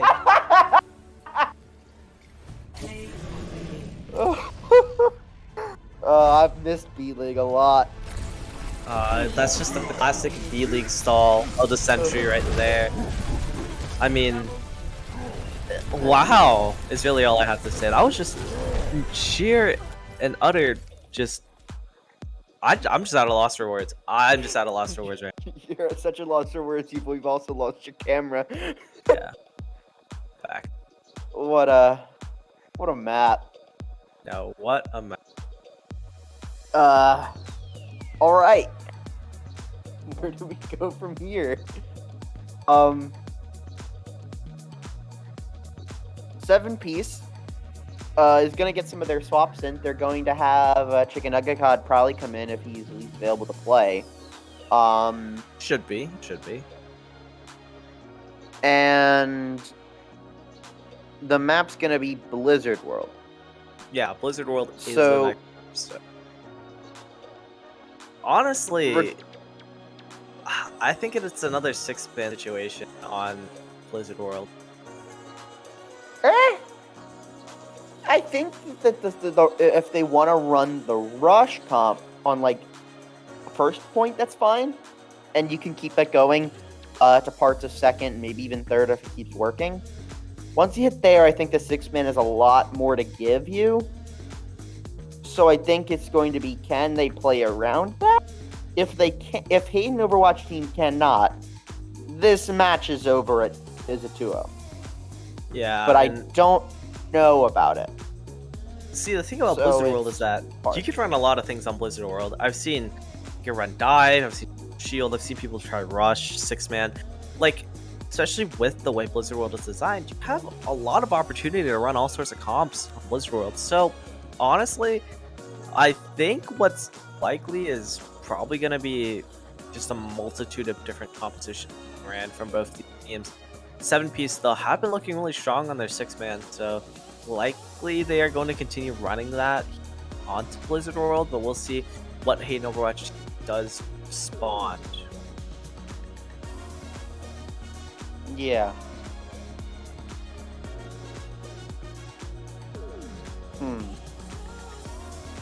I mean, I think that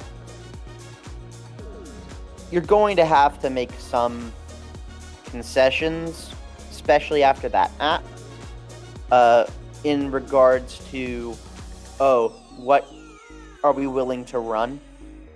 You can't just like say, okay, do the same thing again, and hopefully we don't choke the fight, because that does not really count the rest of the time that you weren't winning the map and also the round you lost for the exact same reason.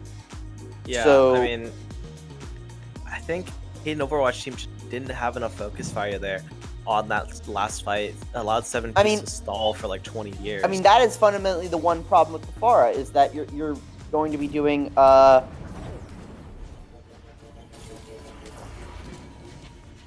you're going to be doing the damage in bursts, and you don't have really, like, you had, I think it was I think it was a Sombra. I don't remember what their other DPS was. Yeah. But like you don't, your big bursts of damage will come at predictable times, and as when they're just kind of feeding on point to gain that percentage, it doesn't matter. Then as you lose your supports, the damage is permanent, and that's about it. Freya looks to be cringe according to Robbie. Freya playing the crin. That's a shame. Yeah, for the people that are wondering, that my roommate just kind of pulled up. Anyways, focusing on the match. Again, just die from Hayden Overwatch team, 6 damage from 7 Ps, as I, was kind of alluded to earlier. I think if they're able to get good picks here, Hayden Overwatch team might be in a better position than the 7 Ps are, but we will see. There's the Echo from Tanakby, which great for a poke damage, great for burst damage as well. But Beastburger going down early is not gonna spell any good news for Hayden Overwatch team. Missing team from Tanakby, no value gain from that ability, and yeah, they're gonna clean up house. But it's not without Sly and Sky going down. So 7 Ps having to pay for this point as Duck's trying to put the team on his back right now. Hayden Overwatch team just barely clawing this one back, actually. Just nice focus fire, stall it out. Mr. Beastburger's back. He's back. Yeah, I guess so. I mean, this definitely wasn't the competition we thought Hayden Overwatch team. At least I thought that they would run out on defense. I thought they would try to run the rush and just hold the initial choke and pray that they don't lose a fight. But they kind of start bringing it back from the brink. They lose with Beastburger, but it ultimately does not matter. The hack coming out on Tanakby that will take him out deep. Oh, the pulse bomb. No supports. Oh no. Oh, just a nasty pulse from Cartoon Blaze. He picks up a third one as well on Mr. Beastburger. Oh, just nasty tracer play from Cartoon Blaze. Just able to clean things up for 7 Ps. I mean, that honestly just blew it wide open. That was just wow. Yeah, and I mean also the very nice hack from Freya onto Tanakby to get that pick off too. So you both your supports and a key damage dealer, and there's just no way this fight is gonna last. And they let the cart start moving. Bomb comes out. Nothing. Okay. Nothing. No kills. But the pulse bomb does get something though. Duck's able to kill Bean Can there. Freya getting Hayden. So just a nice trade. But Freya does get spotted. Gives him like 4. That kill is Tanakby on the copy. Able to get the primal, but not really able to get much value out of it. Saying Overwatch team just kind of struggling to really find any footing. Cart's just kind of moving for free right now. Sky does go down. Nice hooks in being from Tanakby to make that happen. Just continuous poke damage now, and the rally from Majestic as well, just to make sure that extra armor, you're not gonna die. Finally, that card had stopped, but took a lot of work, took a lot of effort for Hayden Overwatch team to get that going.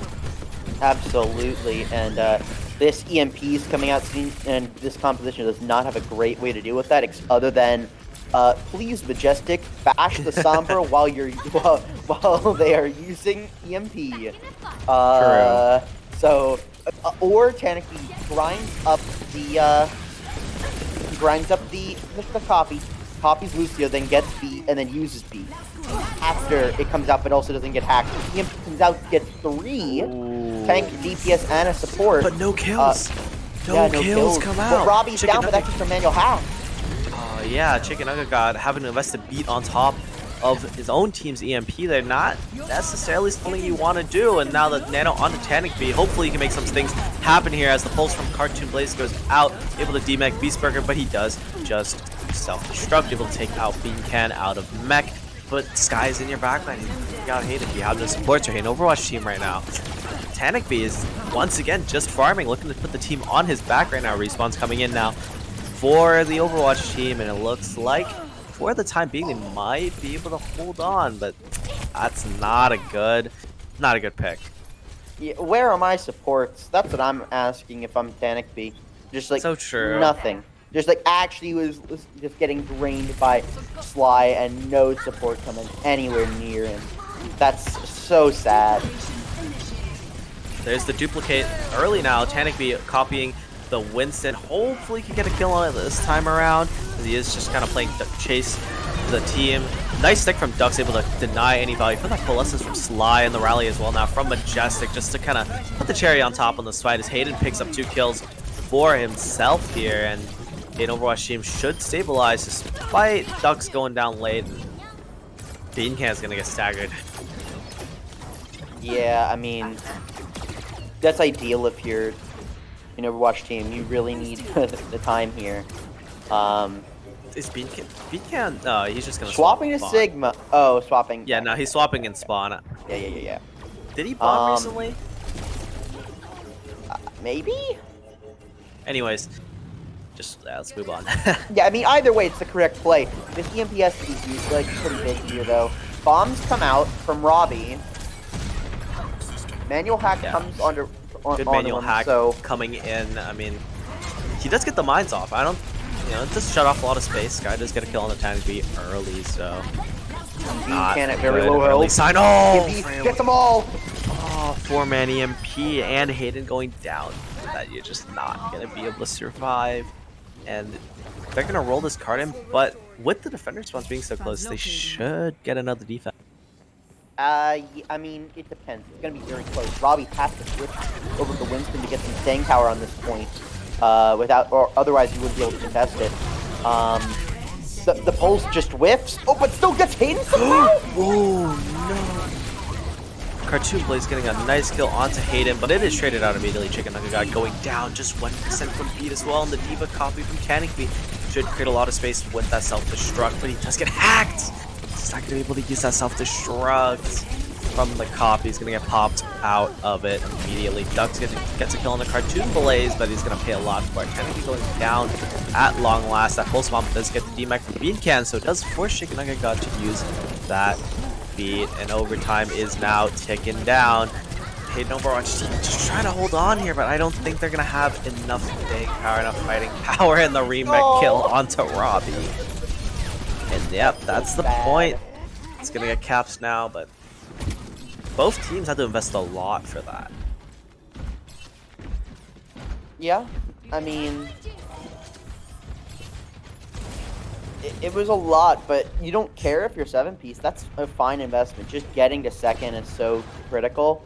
I mean, you still have EMP or bomb, and you're gonna get Primal Rage and Pulse Bomb very soon. I mean, this is really good. Trying to push this bombs off the cliff, can't get it. Unlucky, Bean Can. Definitely went for a play there, unable to get that sort of push off bomb. The nice EMP from Freya. Oh, it catches all 6, and they're just gonna aggress on it. They got the amp speed, they got the coalescence, they're just gonna go for it. Majestic pop in the rally before that EMP went off, but it's really not gonna be enough when all 6 of you are hacked. I mean, so. well, doesn't the rally get turned off? No. The EMP? No. Oh, it doesn't. No. Oh, I thought it did. But I mean, either way, it's not enough healing. Like the armor's not enough to deal with the, even if it keeps going. Like it doesn't matter. Moira copy. All right, Hayden Overwatch team going to be playing goats now. A nice stick. Hayden's dead already. So maybe the Moira copy was necessary. Coalescence out now from Tanic B on the copy. This guy going into the backline does get stunned up, but will it be enough? Chicken Nugget got him, Robbie. Chicken Nugget got going down. Cartoon Blaze died to a Primal. Not gonna see that often from a Tracer, and the rest of 7-piece are just gonna get cleaned up here. Matter how fast respawns are, he's not gonna be able to touch this point on time. So it's up just shy of third at 100.89 meters. So yeah, that's good. There's the box of victory. Yeah, it's a clear win condition for Hayden Overwatch team, but it's a very good attack for 7-piece, who I think we were concerned about, like, during parts of point B, that there might just kind of be getting stuffed out, but they make it very far to finish up B and make it through most of C. So now it'll come down to the Overwatch team. Are they going to be going on their dive comp, or will they be trying to rush it? Alright, I've been notified by Zool to stall this out because his internet is gone. So, what? Apparently, no. He is next game, I believe. Well, well, that's great maybe news for his teammates that he doesn't have to play. True. So really Anyways, what it is that they need to start paying off 7-piece to, like, hyper throw. I don't know. So Hayden Overwatch team, I mean, they looked strong enough. I mean, 7-piece didn't get a full cap, so Hayden Overwatch team do have that win box. They have the yellow box of victory for them, so it's a matter of if they could capitalize and just win. They do not. They are going on this. Actually, it's very similar to what 7-piece are doing. almost a 6-man composition, versus a bunker composition for 7-piece, the double shield, which I think is an interesting way to hold Overrule to A. It's a classic A defense, actually. On I mean, Blizzard yeah. World. I mean, I was more talking about the turret man. Cool. That- I mean, yeah, that's 7 cool. players. 7 players is always greater than That's- 6, oh, and that- clearly that's- it's working out. There it is. Right there. Yeah, there it Right is. there. Yeah, Yeah, Mr. the Beastburger 6-man already comp, dead. the 7-man comp. Yeah, he's already dead, so I mean, there's not much you can do there. And yeah, Bean can't just clean up house on the Sigma. Already like 70% to his ult. Not much you could do. Or really not. Yeah, do. I mean, yeah. I mean, Sigma is a very good character in the Overwatch game. Hayden at 90% to the Nano though, that could be helpful. And Robbie swapping over to the ball. I don't know how I feel about that. I think Yeah. I think the Actually, shield is just a bit the too, ball is too good. important. I think the ball is good because you have that disruption. You get in there, and then you just get like 600 health and roll away. So, yeah, I mean, and then you get a nice boot. There it is. I mean, I guess there it is. Yeah, I was gonna say. Forces- the problem is yeah. there's like they can Halt just rock, yeah. yeah halt But halt rock. It creates good distraction, and you see, you know, forces 7-piece to rotate a nice hack onto Skies, and no additional Orisa shields coming out, and yeah, he's just gonna get bullied a little bit by Robbie. 7-piece forced to retreat now as Bean can only tank on the point. He's gonna pop the flux, and there's nothing Hayden Overwatch can do about it, especially with Robbie going down so early. Just all the damage coming out, no sustain whatsoever. And Does Tannic get out? Yeah, I think Tannic gets out, and now you have EMP. You built the EMP now. Yeah, I mean there's not really anything I can do about the EMP, except what happened was for the last round, which is also just this time it's please Chicken Nugget God bash the Sombra, we beg. Bash So the Sombra challenge. I mean, technically, it could also be the Bean can just yeets a rock, rock? and somehow it God rock? It's just Yeah. God rock somehow hits Tannic in midair. There's the it one man hits the tanks. No, it hits the Oh. tanks. It hits both tanks. Bean can goes Oh, down. they and- both tanks. Okay, it did. yeah, I this guy Sombra. getting hacked. Cancels your research shield. Very useful. But Ducks going down and Bongo now invested from Sky. The multi-core as well from Cartoon Blaze. Throw that on the point, make sure no one can really touch. Tannic being not able to translocate in time, but Kane Overwatch team not really capitalizing on the fact that he took out Bean Can. I mean, they just kind of stood there, took the damage, and now they're gonna reset. And I mean, I don't know, man, Yeah, they it's just tragic. lost.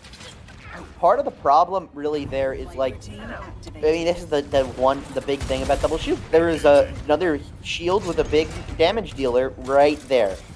And just because you get rid of the Sigma does not mean that the Orisa is completely off the That's table. actually a really good move. It Really splits up good the team. Splits up 7-piece, but they're not really able to capitalize on it. Mine's not coming out from Robbie. Oh, and Robbie's dead. Oh, and he's so sad. He's so sad. He's the saddest. I mean, you do get Cartoon Blaze. You have the Valkyrie now from Majestic. Hopefully, you can make things happen with that. The window now popped from Slide, but you have the Rally Armor is going to help a lot. Majestic gets the res on the Ducks, so 5 players now for Hayden Overwatch team.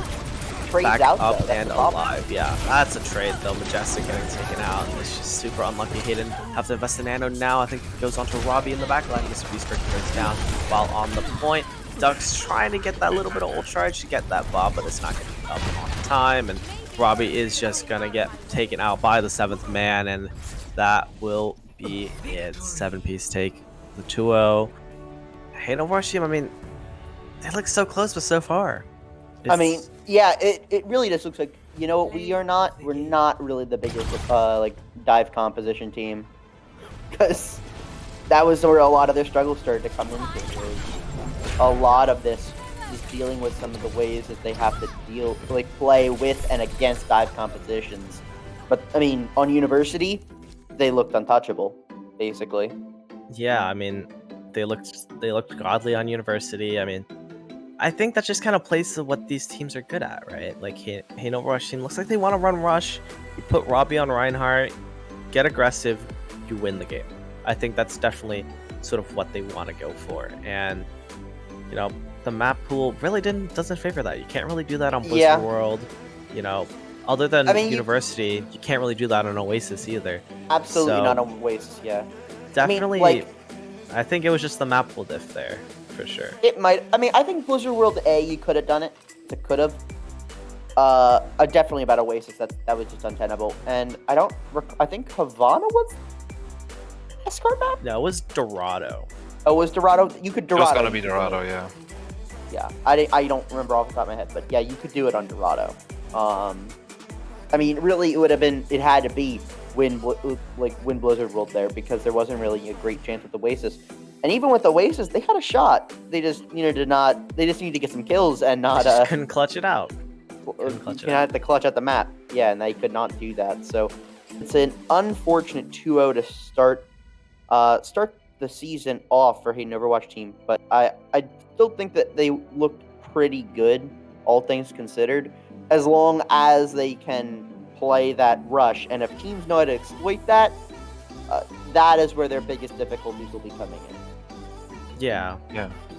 I definitely agree with you. Like, when I made my Preds today, I actually thought this was going to be a quick 2-0, but not for 7Ps. I actually thought that Hayden Overwatch team was going to take this game, but I'm surprised at how good 7Ps looked here. They look really, really coordinated, and Hayden Overwatch team, like you said, they had some glimpses there, but they just couldn't, close it out. Like, they just couldn't win those fights. We had that stall on Oasis where they should have run around, and they just couldn't capture the point. That stall was it's first to 2 here in BPL. You need to win, you need to win your fights, because otherwise you just go out really fast, and that's what happened here today. So surprising start here, in my opinion, for 7Ps. They move up in our rankings here, in our standings. They are tied for first place with Nitemare because they also won 2-0. So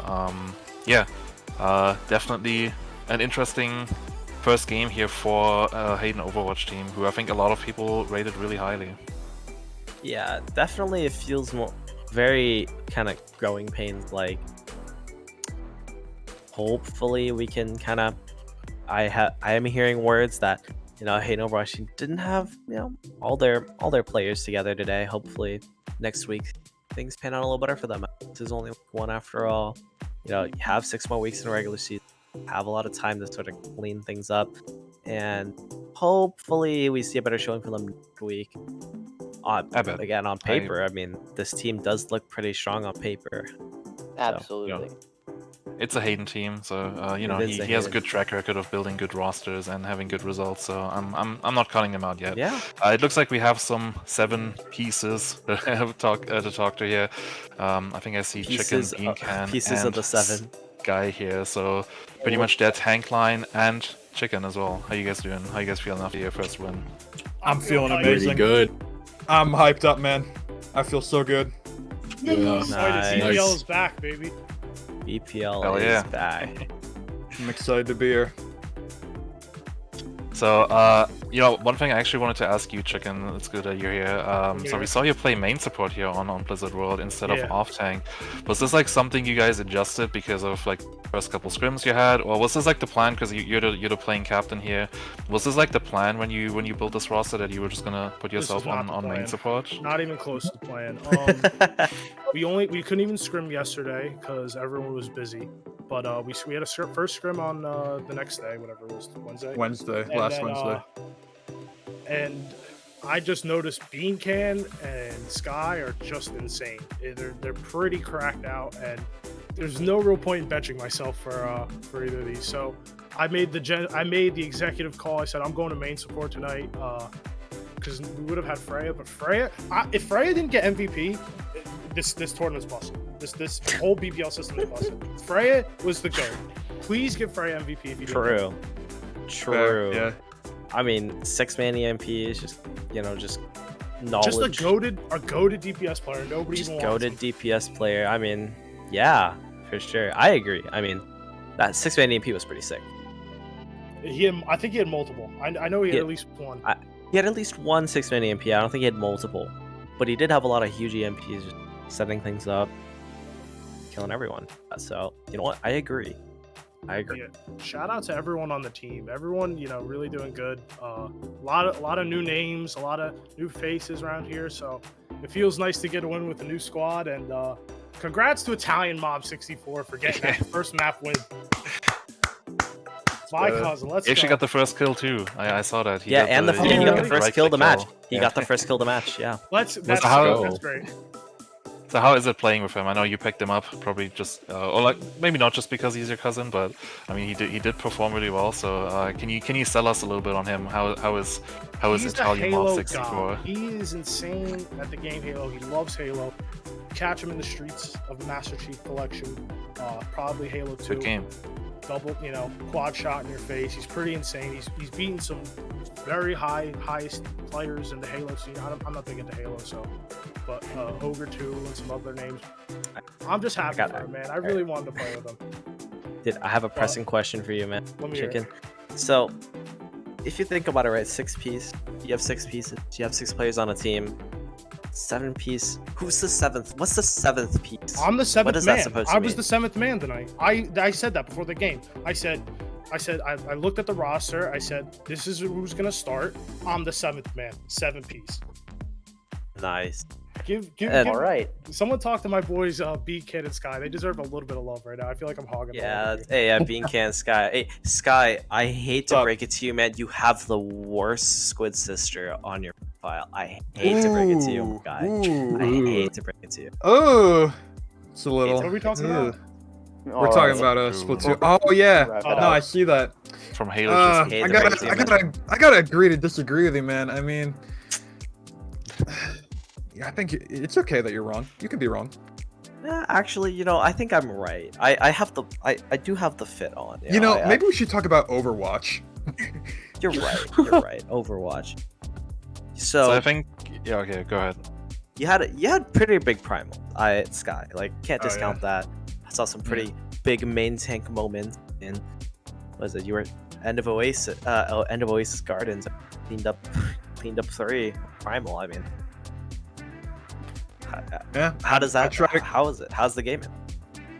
Feels amazing, man. I'm trying to make those, I'm trying to make flashy plays, but at the same time, also trying to actually make space for my team and not feed.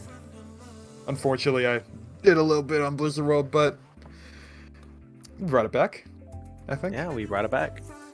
This is the stalls who wanted. It says So that is final true. question.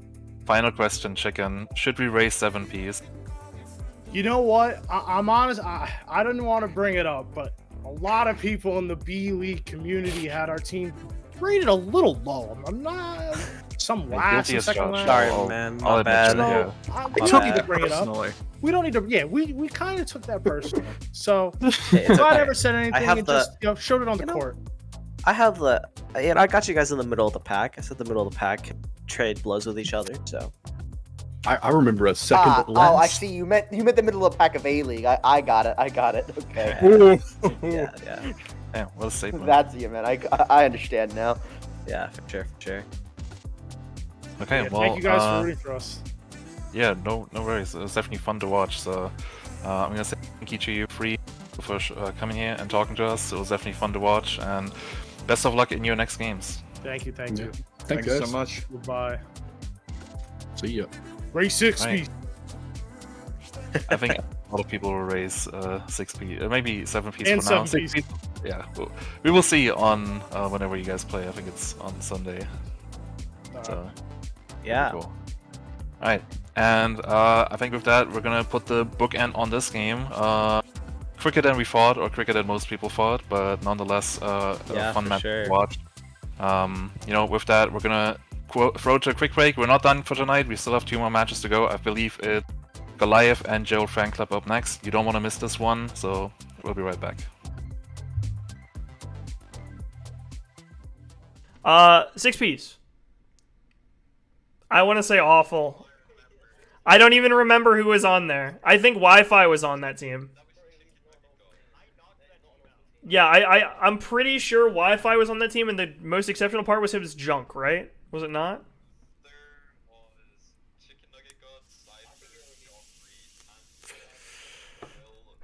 Joffrey, Panther, Will. Okay, yeah, no. Awful. That's awful tier. That's awful tier. That's awful tier. No, it's fine. It's okay. That's awful tier. I've heard enough. 6 out of 9 of our players were tanks. Yeah, okay. You guys, yeah, I don't know. There were 2 mine hives, yeah. Oh, no, the chicken nugget god in my chat says, why is 6-piece so low? Oh, no. Answer chicken right now. We had Wi-Fi and Paul. Yeah, you did have Wi-Fi and Paul, didn't ya? Yeah. Fine. Like, a chicken nugget god is just one 6-piece to be the best tier, and I love that for him. I love that he's just unabashedly fucking vouching for the 6 out of 9 main tank player team. He stopped saying answer chicken. Every time he types anything. How is MMH higher than 6-piece? Because they're better than because 6-piece fucking sucks, chicken. That's why. I'm going full cam. 6-piece fucking sucks. I'm sorry. Sovereign second? No, I think 6-piece shits piece. No, 6-piece will shit on you. No, 6. Listen. Raise 6 pieces. No, I'm just dying each time over the BP chat messages, bro. There's just, he just goes raise 6 pieces for the period. Holy fuck. Okay, no, 6-piece would definitely shit on Sovereign though. I'm sorry, buddy. It's just how it would go. It's just true. It's just true. Justice for 6-piece. I've seen a VOD of enemy brig on. Wait, no, never mind. Everyone makes mistakes. Make a 6-piece tier. No, 6-piece does not get its own tier. 6-piece goated. Put it above patchy minions. Sovereign. Yeah, Mahir says let's run it back. Then Sovereign versus 6-piece. That would be such a fun match. Please do that. Please do that. Wait, chicken says yes. Chicken says yes. Can you get the gang back together? No, Alwyn can run it down on the fucking MacBook. 6-piece versus the world. Yeah, no. We can do a fucking 6-piece gauntlet. We assemble all the 6-piece players and have them just run the gauntlet versus all the winners. Tom. Okay. Next. I mean, I would say I think BP says raise 6-piece. Bro, please stop. With the 6-piece, bro, I can't fucking take it anymore. This chicken nugget guy just says true. I'm gonna fucking cry. I can't take it anymore. Okay, no. I'm about to put 6-piece that never even existed, bro. Fuck y'all. Listen, every time somebody asks about fucking 6-piece, I'm lowering their fucking tier. I'm confused and intrigued about hearing about BPL as a newcomer. Here's your intro. Daydream. We're gonna say average/good B League, right? Because since that's the fucking definition. Yeah, I know it's in the same tier, but I have to rate B League different. You know, I just have to. Chicken is so pissed because 6-piece is low. Bro, I can't fucking take it anymore, man. I can't take fucking chicken nugget god. I'm gonna get the fucking Italian stallion chicken nugget god to pull up on me in the street like he did to those fucking randoms when he was walking home, dude. Okay. Come on, you wanna fight? Let's fight, bitch! Yeah, fuck you, bitch! Pussy, bitch!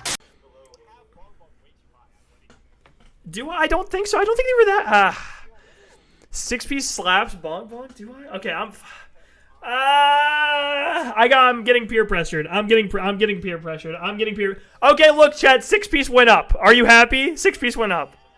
6-piece went up. Technically, 6-piece went up.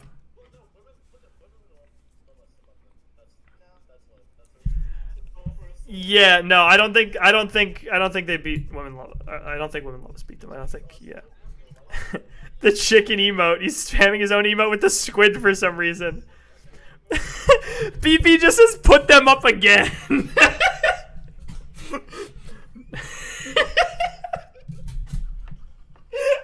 Really can't. Okay, what the fuck glizzy team was this? Which fucking they beat all of these teams in awful. I think they're subpar.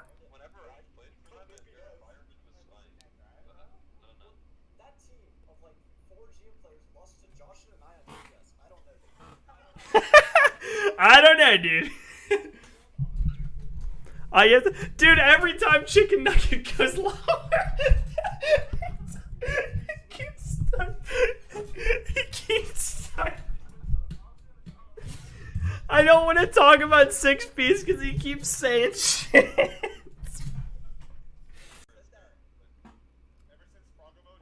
Jasmine beat Genesis, true. Then they'd probably beat 6 Ps.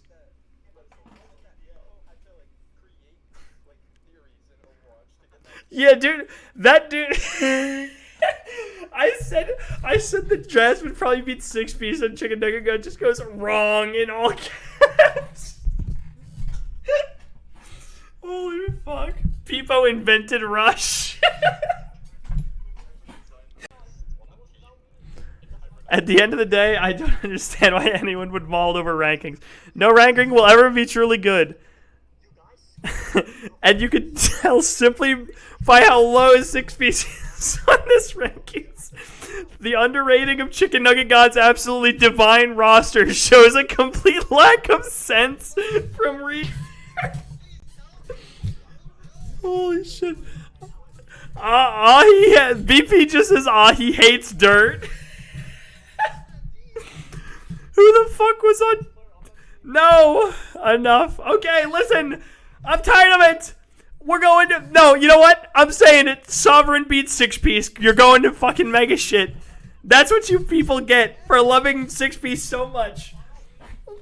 We're putting him in mega shit. Fuck you guys. No way.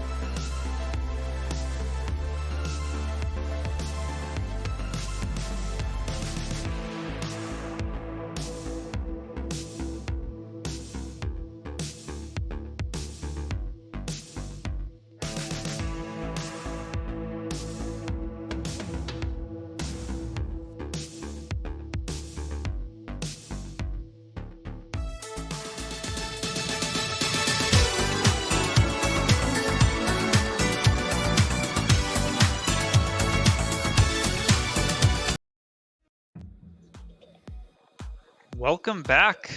We are back in the B-League games. We just finished our first 2 games. If you didn't catch them, they were pretty good, pretty fun matches.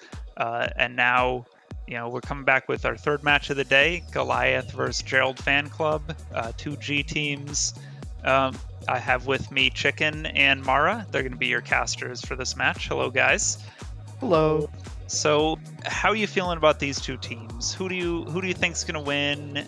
Any players you're looking forward to for the start of the season? What's on your minds? This isn't easy for me. I think Goliath is gonna kind of roll this match. I think Goliath's really good. They were the only team who really scrimmed, to be honest. But I think they were really tough. Spooky, obviously. My ex-VM members, Go Edenhall, Go Chamorn. I think they're gonna pop off. I think this is going to be a quick 2-0. I still think that Goliath is favored here, but looking at the Gerald Fan Club roster, there's not really, like... I wouldn't say these aren't really too mismatched. I'd say, like, T especially, even if she is, I believe... She's one of the higher... I think one of the highest, actually. One of the highest SR players in the tournament. I think that definitely gives him at least a shot, SR doesn't mean everything, but I know that T is a good player. And that's all I can really say about that. Yeah, and we saw from BPL Season 2, Gerald was Blink on Daydream, and Daydream won. He was a very integral part of that.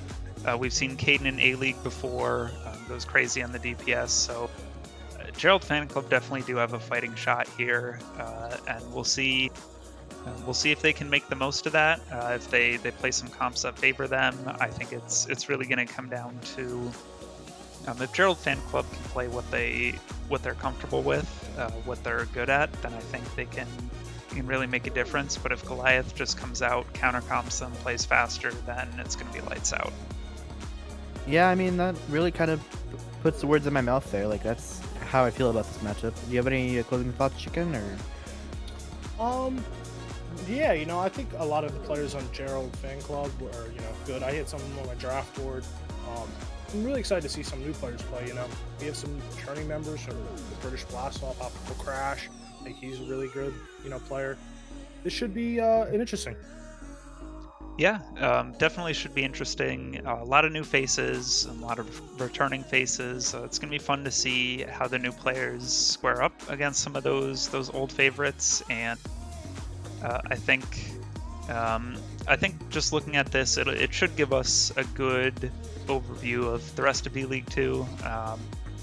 Sort of see where everyone's at. We've already had 2 matches that were 2-0. We'll see if this is more even, or if we have another 2-0, if Goliath just, crushes, steps all over Gerald Fan Club, throws their weight around. I'm sort of anticipating Goliath to play some sort of Rhine comp, some kind of rush. I know Spooky is very much a Reinhardt player, also plays a little bit of Monkey, a little bit of Ball, but very much known for his Reinhardt. So we'll see.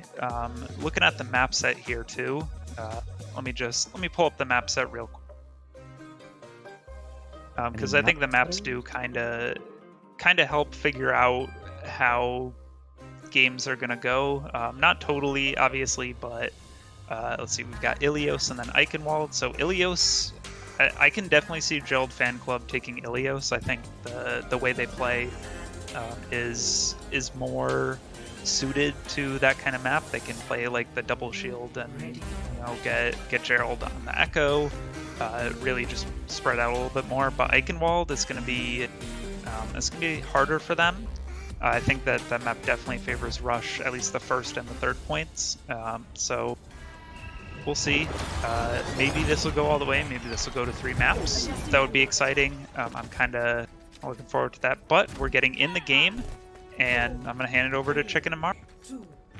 Yeah, all right. Like Gerald Fan Club wants to run this double shield comp while Goliath is taking this classic 6-man. Should be interesting to see. It's definitely an interesting comp matchup there. But if Gerald Fan Club can withstand Goliath's first or second real pushes with this, and right now it seems like it's happening. Wait, Gerald Fan Club is teleporting to point with a Symmetra, but she gets cut out just before she can go into the teleporter, and now they don't have a lamp or anything here without Narissa. So now it's just kind of death for Hayden, who realizes, hey, it's kind of time to reset. So just gonna take a dive off the map, and Goliath kind of just wins that fight for free almost. Goliath played it exactly how they needed it to. They're on this hybrid dive rush comp. They need to get as close as possible. Whereas in Gerald Fan Club, they want to set back, spam them from a distance, and this look really good for Goliath already. They can have all this free space in the world. And Squall as well, building up to a very fast coalescence here. We'll definitely have it before this next fight starts, probably. Teleport comes out for Hayden.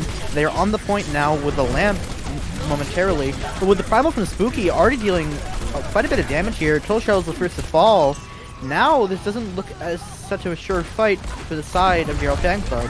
And it seems like they're trading blows here, but in the end, I believe this should be a win for the side of Goliath, with Spooky just cleaning up really just the tanks of Goliath in general, making such a big impact here. But it seems like they're committing. Floppy picks up 2, and the Supercharger 2 minutes from It's 1v1. Oh, Optical gets the headshot. Floppy's on 30 health, though. I don't know if you can win against a Moira and a Lucio. Oh, and the lamp. The lamp. The lamp coming out is, I mean, it's not that bad. It should be, another reset.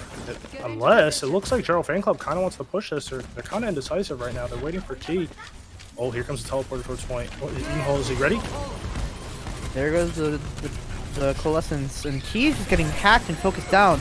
Wall coming out for Hayden, and I mean, that's the fight opener here, but even with those ults used for the side of Gerald Fan Club, they can't really do a whole lot here just because Goliath already has an advantage aggressively using that Coalescence. And now Goliath, or rather Gerald Fan Club, is looking down the barrel of 4 ultimates, and 4 pretty impactful ones. The you know, beat. with Yeah. the beat, especially the EMP, the Death Blossom, the Diva Bomb could even come in use here. Ultramorn is But on top already. Oh, he gets a little too excited. They lamp and they flash High Noon. This is looking great for Gerald Fan Club. Oh my god, Piggy Bandito gets hacked out of Flux.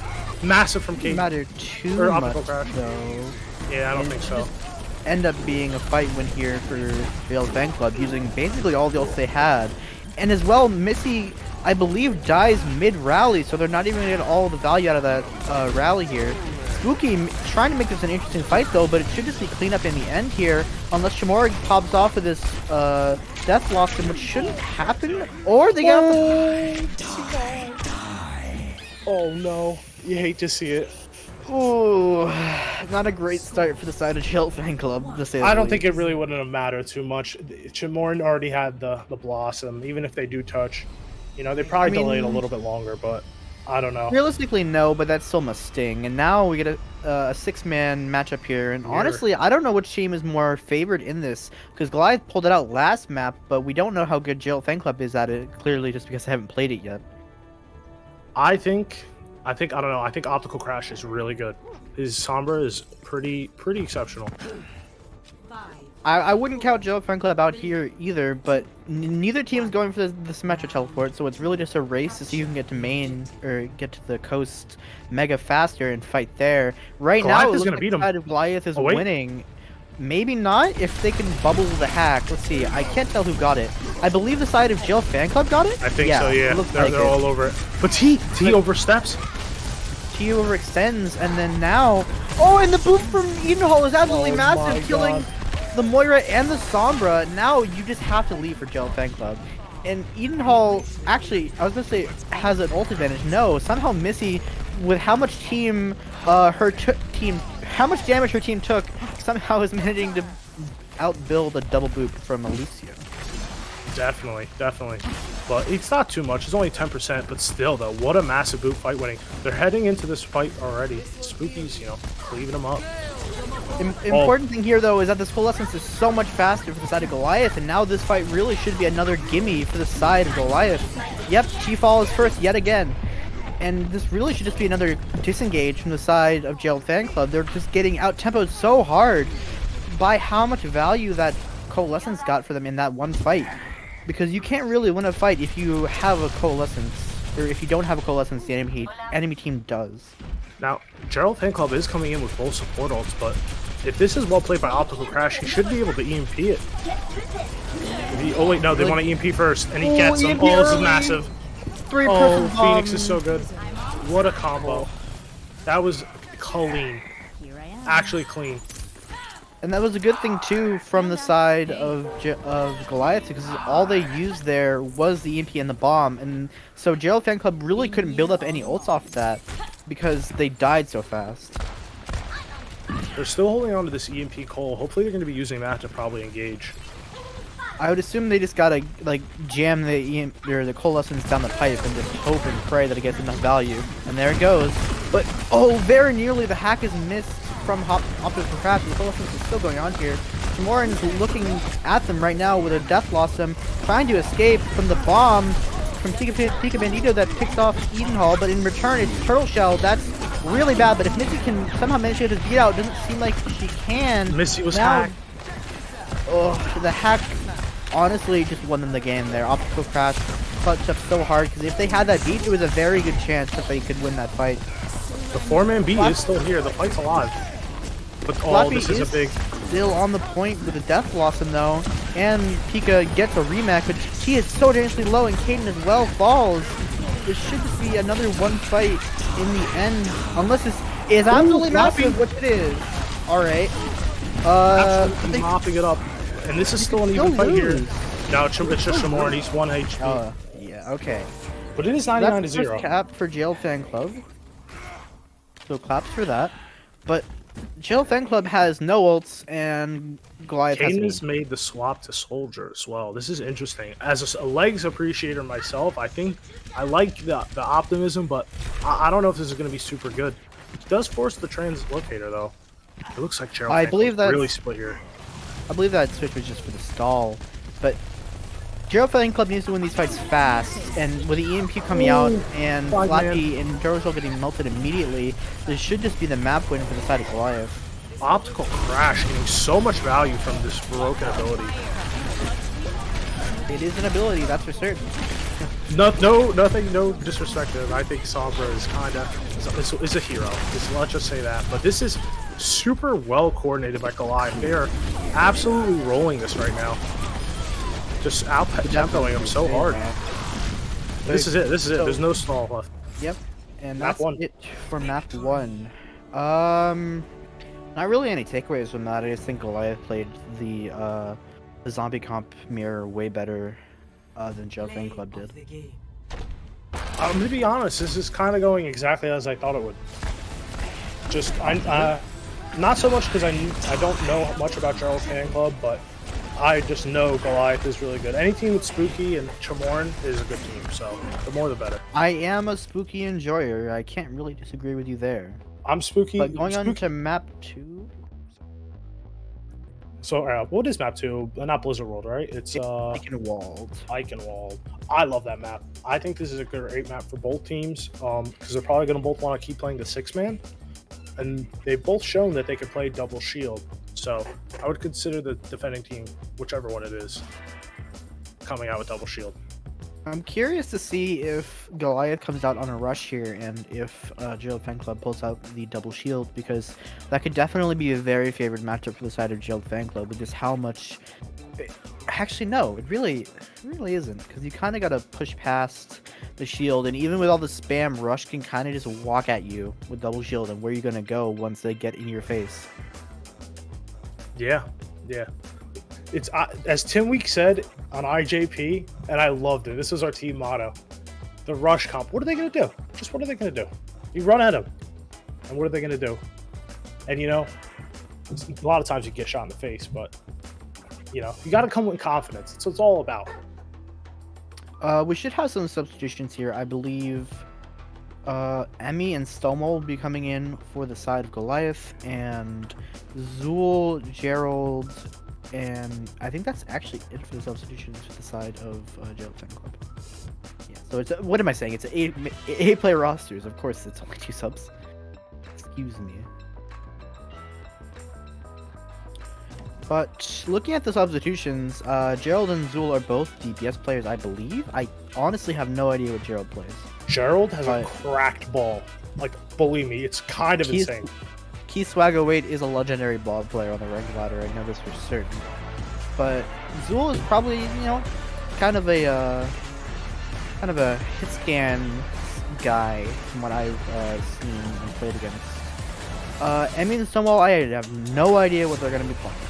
I'm pretty sure Goliath had some new pickups recently. I know Stonewall was one of them. I think Emmy might have been another one. I'm not sure. Emmy's not in the lobby, so we don't need to worry about that one right now. But looking at Gerald Fan Club's comp, I really like the Pharah here, because the Pharah is really good into the rush, and obviously it's a good read from the side of Goliath or from the side of Gerald Fan Club, because at least right now it looks like they're going to run the rush. Or some, I think there's a little bit of spawn trolling here. I don't know. The Sig Rhine double shield. I don't know what to call this duo, to be honest. But they're playing kind of more like a bunker style. Let them run at you, and Spooky will smack them in the face. But if they can... I think Spooky would be better off on the Orisa, to be honest, right here. Probably, yeah. But Gerald Fan Club's comp is just going to poke them really hard, and there's no D.Va to shut down this Pharah, so it really depends on how much the DPS of Goliath can do here to shut down Hayden on the Pharah. It looks like Goliath wants to give up more of the spam and just let them come at them, and then they will do what they got to do. But the Pharah could be a wrench in the plans. Oh, she gets dangerously well. I think this is a double shield matchup. The Spooky shield is gone, so now Hayden can get a lot of free spam here. She is well going out into main, taking a lot of damage. Optical Crash crucially does pick off Hayden. Now the side of the Fan Club of Goliath that can walk forward, but with Hayden res, I mean, it's just back to the same old positioning here of who can get the first pick, and with the window, with T-Swag away, Gerald laps Squall almost. That was like a 30% lead, I believe, something like that. And now with Spooky Dad, this should be a relatively free fight unless Optical Crash can continue to slaying Hayden on this fair. Optical Crash is getting so many things right now. He's super close to this Bob, and even though they're down, Spooky, it doesn't really matter. Flappy is going to go for this high noon. Just a burn Bob. It's a value high noon, honestly. Oh, but Flappy, though, gets stunned and then gets cleaned up from Phoenix's rock. And now, Joe Fan Club's kind of just stranded in their back line. What are you going to do here? You're not going to win this fight this close, but it seems like they're confident in it, at least. They're trying to here. He's getting close to that supercharger, but Spooky, gets blocked and gets stunned out of the shatter here. Gerald falling there is really bad. Jawarn is traded out though, but it just looks like the DPS of Goliath are kind of popping off right now. Even with the picks from T and Hayden, it should just be another one fight for the side of Goliath. This is just the Optical Crash show right now. This map is the Optical Crash map right now. He's just doing everything. He's sitting in the back. There's nothing really Gerald Fan Club can do to really pressure him besides Kane, and Kane can be clipped really quickly. I mean, they just had to spam him out and hope that they can move in fast enough, but hopefully here with the Flux and with the Supercharger, they should be able to win a fight off of that. But, Flappy gets picked from fire strike from the other side of the map, and Gerald's window isn't exactly ideal here. And now, it's just back to another war of attrition between these two tank competitions. But with the window coming out from Squall, I think actually a little inspiration. Well, never mind. The window is perfectly fine actually, and gets 2 picks off of it. And now it's a minute for the side of Joe Fan Club. It did look like an odd wall positioning, or window, but it the way it was angled, it could cover both sides of the pillar. I actually really liked that wall. Well, it's more like a garage door at this point. Gerald Fan Club is switching something a little bit faster with the Reinhardt and the Diva. They're just trying to get in Goliath's face, and I think this approach could work if they had more time. They don't have a whole lot of ults either, is the thing. Gerald's gonna build up this window, I can tell you that much. Missy has the Valkyrie, and her Valkyrie could be very important here. Oh, but she's taking so much damage. Spooky Shatter is absolutely massive, getting the entire Gerald Fan Club on the floor. And now this should just be the round win for the side of Goliath. Spooky's so good. Spooky, oh my god. I love Spooky. My BPL brother. I'm a bit of a Spooky enjoyer myself. Yeah, I agree. That was a lot of weight on Spooky's shoulders there, and he didn't choke it all. And now, Gerald Fan Club is looking down. Excuse me. Gerald Fan Club is barrel of a full club. Looking pretty rough right now. Yeah. Definitely some things to work on, but we have an entire season ahead of us. You can't really let your first performance as a team get you down. And now, Gerald Fan Club is just playing for the draw here, hoping they can get onto Dorado, hoping they can get onto Lijiang Tower, but I just don't know how realistic that's looking here. I'm going to be honest. They're going for the Omega reverse sweep. Not only winning the next couple maps, but also drawing this map. This is looking very bad for Gerald Fan Club. But on the other hand, Goliath, this whole team is playing really well. Phoenix is looking super good on all the off-tanks he's played so far. Spooky, a B-League staple. Love that guy. MTD, GOAT. Optical Crash. This whole map has been the Optical Crash show with just the team just not having to do it. They don't have to mess up. They just have to not mess up, and Optical Crash will just win them some fights. So when they just play right, this whole team is looking really good. I do like that. Oh, wait, no, they're playing the 6-man. I thought they were playing Rush for a second. I actually really like... they're trolling me. They're just trolling me. They're doing a little bit of trolling. They're going to probably play 6-man. I want to see the Spooky Hog. Actually, no. Just win this. Yeah. Chamoran does a lot of trolling in the beginning. But yeah, we're going to see the classic 6-man.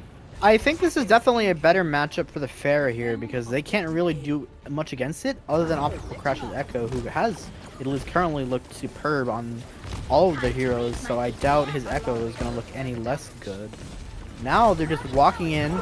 Hayden already taking some damage in the air, and they now are already so close. They are in. But Phoenix does beat him quite fast, but they get a point! Oh my god. That's the classic C9. Oh, well, gee, Goliath. I didn't say win it that quick. Oh, yeesh. That's... I don't even know what to say. Great, good play from Goliath. I wouldn't call that a game, or a good game, rather. It's first week, you know, teams are still very new. We did have one less day to scrim. Yep. Freya, what are your thoughts? I'm kind of dumbfounded. You know, sometimes you come in and you go, you're taking an aggressive fight, and then you just win because the other team forgets to touch the card. Sometimes that happens, and it's a little rough. It is a little rough. I think part of it too is Gerald fan club didn't have Zool, which definitely messed with their plans. But at the same time, that was kind of thorough. That was very fast. I think it was the fastest game so far. I think that was quite possibly one of the fastest BPL games just ever. My MVP is Optical Crash, and it's not even close. Yeah, I agree with that one. All right. I do. We'll give it to Optical Crash then. Definitely deserved. Yeah, so I got no thoughts. You guys are right. Goliath just came in, they just pounded. Yeah, I mean, you're right. It looks like we do have some interviews waiting for us here. We've got Chamorin, we've got Optical Crash, we've got Spooky. First off, congratulations, guys. That was a statement match. A dominant showing. Yeah. Thank you. Thank you. Yeah, you guys just came in and you won. You made it look easy. Is there anything? Did you guys practice specific comps that you felt comfortable on, or did you just come in and you were like, well, let's see what they're playing, and then just try and figure out what to play against it? Yeah, going in knowing that we had Ilios. Ilios is the 6-man map. I feel like going into Ilios, we wanted to try and perfect our 6-man for that map. And at the end, we did it. Spooky, I have a question for you exactly. What were your thoughts on running the Rhine instead of the Orisa, that last map on defense? Going into it, I feel like the Rhine has more advantage of movement and how we take space on defense. And I think the Rhine is easier on Ike because of taking certain, basically, where we want to control. Ryan's easier at controlling that spot that we wanted to control. You were doing great at it. Congrats. Big hammer, man. I love it. And Optical Crash, we give you MVP for this match. You know, how does your hero pool sort of fit into your team? How do you work within your team? Are you the type of DPS that your team works around you, gives you space, or are you the type of DPS that's like a low resource DPS, but you sort of make the best with that, play like less resource intensive characters? How do you fit into this team?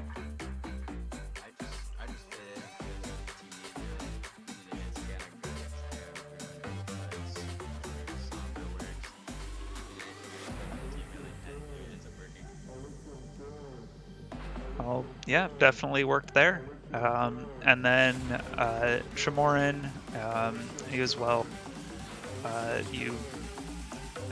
Both you and Optical Crash just really took over the game. Was the Tor pick, was that whole comp, is that something that you guys have practiced before? Or was it something that you just sort of pulled out like, oh, maybe this will be good against what they're playing?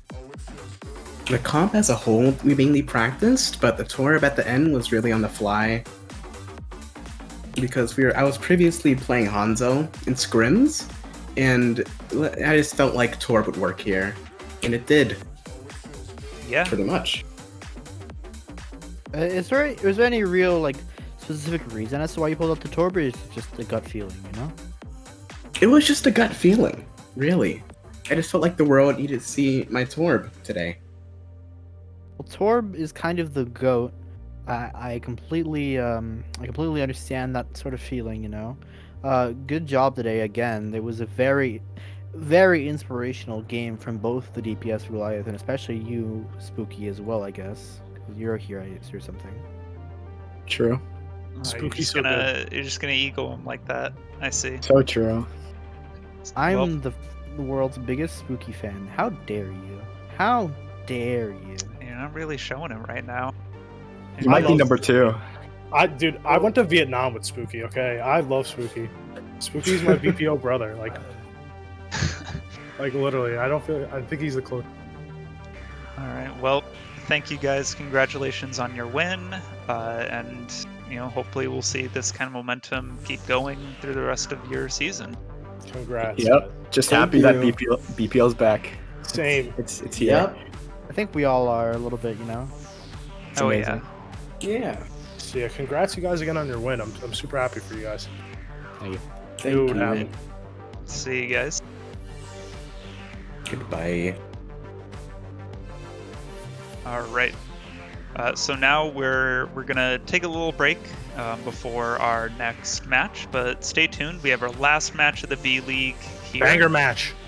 Yeah, absolutely. We've got Atomic versus I want to say Redwood Rockets. There we go. I keep wanting to call them Redbirds. They're not Redbird, but it's going to be a really good match. I know a lot of people have been rating these two teams very highly, so we'll see if that works out for them. See what these teams bring, and maybe it won't be kind of one-sided like some of the other matches have. Maybe this will be like the banger to end off our first week of games with. So we'll see you after the break. Bye. Bye. Bye.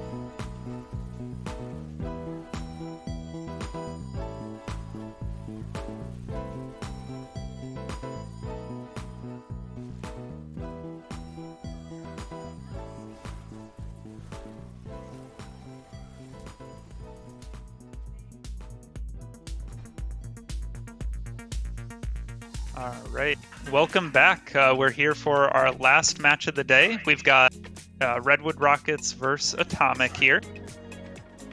I am joined by Drayton and Jace. Yo. Oh. How you guys doing? Doing good. Excited to be kicking off season 3. Yeah, not too bad. I learned apparently just now, after seeing that haircut from Drayton, that COVID can pass through the microphone. There's a major symptom of COVID is obviously loss of taste. Is there an issue with my blonde hair? Do you have an issue? I would say it's untasteful, personally. But apart from that, I think it's it's early M&M days, so we respect it. We got a banger of a match, by the way. People in the Twitch chat, we got Atomic versus Redwood Rockets. We'll have a look at these rosters. No, we're going to be going over the results. So, yeah. So the first game, somewhat quick. Heartbreakers put up a better fight, map 2. Yeah. Second one was a pretty good game, but again, another 2-0. And then the last match was it was a speed run. It was a little quick. But now hopefully this one, I know both these teams have been looking real good. People have been putting them at the top of their power rankings. I think this one should be a pretty good game. I don't want to leak too much from scrims. Obviously, I've been involved in coaching the Heartbreakers, and those guys will be back week 2, that's for sure. But just looking at the draft, I think Tox and the boys over at Atomic really they committed draft terrorism with this draft. I have no idea how they got this many good players on one team. Siren went for 1k. Weird. Even with the potential reputation, that's a steal. Interflux and Hammer Down, both I believe 3.4, 3.5 players, went so late in the auction. They played big boats for Cute White Boy, who looked really good in the blast off. Varity, Rafa as well, both solid names. It really feels like, at least for me right now, Atomic are the team to be. I don't know what you guys think. Yeah, Oh, go ahead, Drayton. I was just going to say, Atomic are definitely looking like they're going to be a good team, at least on paper. Obviously, on paper isn't everything, so we'll have to see if they can actually get that synergy going. But I don't think we can count out Redwood Rockets. I mean, they're based off of a pretty good team. They're a parody of a really good team, so I'd imagine that there's some residual power level that comes with that. They've got some really good play for sure. Keep your eyes on Fish and Fungin, I would say, in particular throughout this series. They've been causing a ruckus in the scrims, so excited to see if they can do it on our first map, and that will be Lijiang Tower. Yep, and we're getting ready. We're hopping in the map now, so I'm gonna head out. I'm gonna leave Drayton and Jace here for you, and have fun. We will do exactly that. And looking at the comps coming out, we're looking at some 6-man potentially. Yeah, I mean, Tox will always force 6-man on this map, and I think not that wrong, to be fair. It's definitely one of the more viable comps, if not the most viable one. Right now, myself trying to find an answer to 6-man, and we've got some spice in the works, but that will be debuted shortly in the A-League if such events to occur. But for now, it's just going to be 6-man mirror. So Redwood choosing not to go with the Reaper, which means that Hammer Down is the absolute win condition here for this red side. We get Cute White Boy to quite a bit of damage here early on. They're going to get that healing going on early, so that Goliath should be coming on pretty soon for a Siren. Already a third of the way there, but as Rafa gets hacked, there's a lot less healing on the field now. They're going to punish Fish, but it's actually Cute White Boy and Interflux. They will be the ones punished, losing their life and mech ultimately, so this is going to open up the door for Redwood to take this first cap. Yeah, they're just going to take it through. I did not think they were able to win a skirmish, by the way. That's not... It's a little bit egregious. Don't want to call it just yet a neutral fight, but some huge work from Rocky Duck 34 on that Tracer. Did so much, actually. Found a nice couple of pairs, but I have no idea how Cute White Boy fell before Fish there, ladies and gentlemen. They've got Sombra Reaper versus Sombra Tracer. That should be the winning tank war for the Reaper side every single fight. But unfortunately, Hammer Down just clearly not able to get in. And now for Redwood, they've got a Coalescence up and ready to go and online. They already got booped off the map. They were brought back in, but the double pulse bomb here coming out early. So it's going to be Cute White Boy falling. Siren throwing in the Coalescence of their own, but it's too little too late. The double pulse bomb from Rocky Ducky just absolutely tearing through Atomic, and things are looking good. Both EMPs now online. Yeah, and it means that Atomic have to walk into the EMP of Don Wedler, which means that Redwood Rockets once again have the advantage. They're going to go with a bomb early. I don't think it's going to find them, and they're just going to zone them off. The Tracer of Elderwood, though, getting a little bit rocky. And here we go. Verity's EMP is massive, Dre. Yep, and that's going to get 3 members of Redwood Rockets knocked out immediately here. Fish just going to be taken out on their own here, and now it's going to be a chance for Atomic. They're going to take this point. They're going to be getting the progress started, but Redwood, they do have a lot of ultimates online to come back and win this next fight. Yeah, finally the rocket crashes and the wood is harvested. That's going to cost them the That's going to cost them the EMP though. But luckily, Atomic have got just a wealth of ultimates to go for that next fight. They really, really needed that. If they lose that one, they're in danger of just honestly taking it all the way. Because even if Redwood Rockets lose at the 99, they're going to get an EMP eventually. And we all know that the EMP is the Moab, the mother of all bombs. How fitting against Atomic of all teams. Yep, EMPs being dropped in as well as the beats here. Redwood Rockets going to be pushing in here. See that Death Blossom coming through, trying to make some space for Hammer down, but it's going to... Yeah, that's getting Crispy off the map. They had popped that Coalescence as well, and now no supports remaining. Fish able to get a kill, so this might actually be winnable here. The kill with the Pulse Bomb is also be doing some work, but it's looking like Fish is going to get caught out here on their own, and it looked like a pretty scrappy fight. Will eventually go in the way of Atomic. Those fights do favor the defenders here, especially when they still have the Siren up. Yeah, there we go. Siren just going to keep them so healthy. It's a Coalescence to go if needed. Redwood Rockets see the writing on the wall and they back away. So it's going to be 74% for them, still yet to be uncapped, and this Atomic percentage is ticking up little by little. Not quite half-life, it's going at a bit of a faster rate. And speaking of tempo, Verity's EMP is 3. Yep, this could be enough. Oh, Rafa. Rafa getting the double boop there onto the hack targets. Not ultimately going to be changing the outcome of that fight. The Verity EMP pretty much ended that before it even started. And now we're getting into dangerous territory here for Redwood Rockets. They only have one ult to go off of, and it's the bomb. They have nothing really to engage with here. Yeah, and they lose the neutral fight as well. I think if that Reaper can do work, this bomb is going to basically find nothing for Interflux put that in, and they have to commit, Dre. Yeah, they have to commit, and they know the win condition is the bomb from Tommy Slat, but it doesn't matter. Verity and Osiris have fallen here early. Fish down to 50 HP, and now it's an even fight, but it's going to be, with Osiris down, there's not nearly as much support, and Rocky Ducky is just tearing through the back line here. They found 2 in this fight. It's looking like Redwood, without committing any ultimates, will be able to take this fight. I say without committing any ultimates. They threw in the Pulse Bomb, but that's not too much of a commitment here. Yeah, exactly. And I think when you play Tracer, you leave so much off the table, but Rocky Ducky's just putting the team on the metaphorical back right now, doing the ginormous amount of heavy lifting. Found so many picks. You have to be so clean on that Tracer, and exactly what Redwood are getting so far from that hitstand extraordinaire. Now we're going to be getting into probably final fight territory, about 89 to 99%. It's going to be the winner takes the marbles, and unfortunately for Redwood Rockets, there could be the special move that comes out. Yeah, it's going to be the bomb dropped in by Tommy Slat. They're going to get the Coalescence coming through, I believe. Nope, it's going to be the ultimates here, but nobody touches! Nobody touches! There's just They no were losing available. that fight, but Atomic just unable to get a body onto the point there. Redwood Rockets able to hold strong there. They had a very good start to that round. It looked like it was potentially slipping out of their grasp towards the end, but now we're going to see some rush here on this map. And I love to see the Reinhardt compositions here. Yeah, I don't think it's the best one. I would say the ball comps or the Orisa comps definitely far more superior, but hey, you've got to play towards your comfort, and I think for Fish that is the Reinhardt based comp. This is I don't know about this. I don't know about this Ryan Monkey. If I'm being honest. This is an odd composition. This is one straight out the crack pipe. So if you look at the 3 heroes in this comp that aren't the Junkrat, the ones that do damage, it's almost like an anti-diva comp. Not quite sure why you'd go for it, but hey, it's going to be interesting to see. This will allow Redwood to get so much speed damage as they come out of the TP. Look at the ult charge with Don already, by the way, Joe. Oh yeah, a third of the way already. Cute White Boy also a third there. Fish able to take down Verity, but they trade their life. It's not an even trade per se, but you do have another main tank here.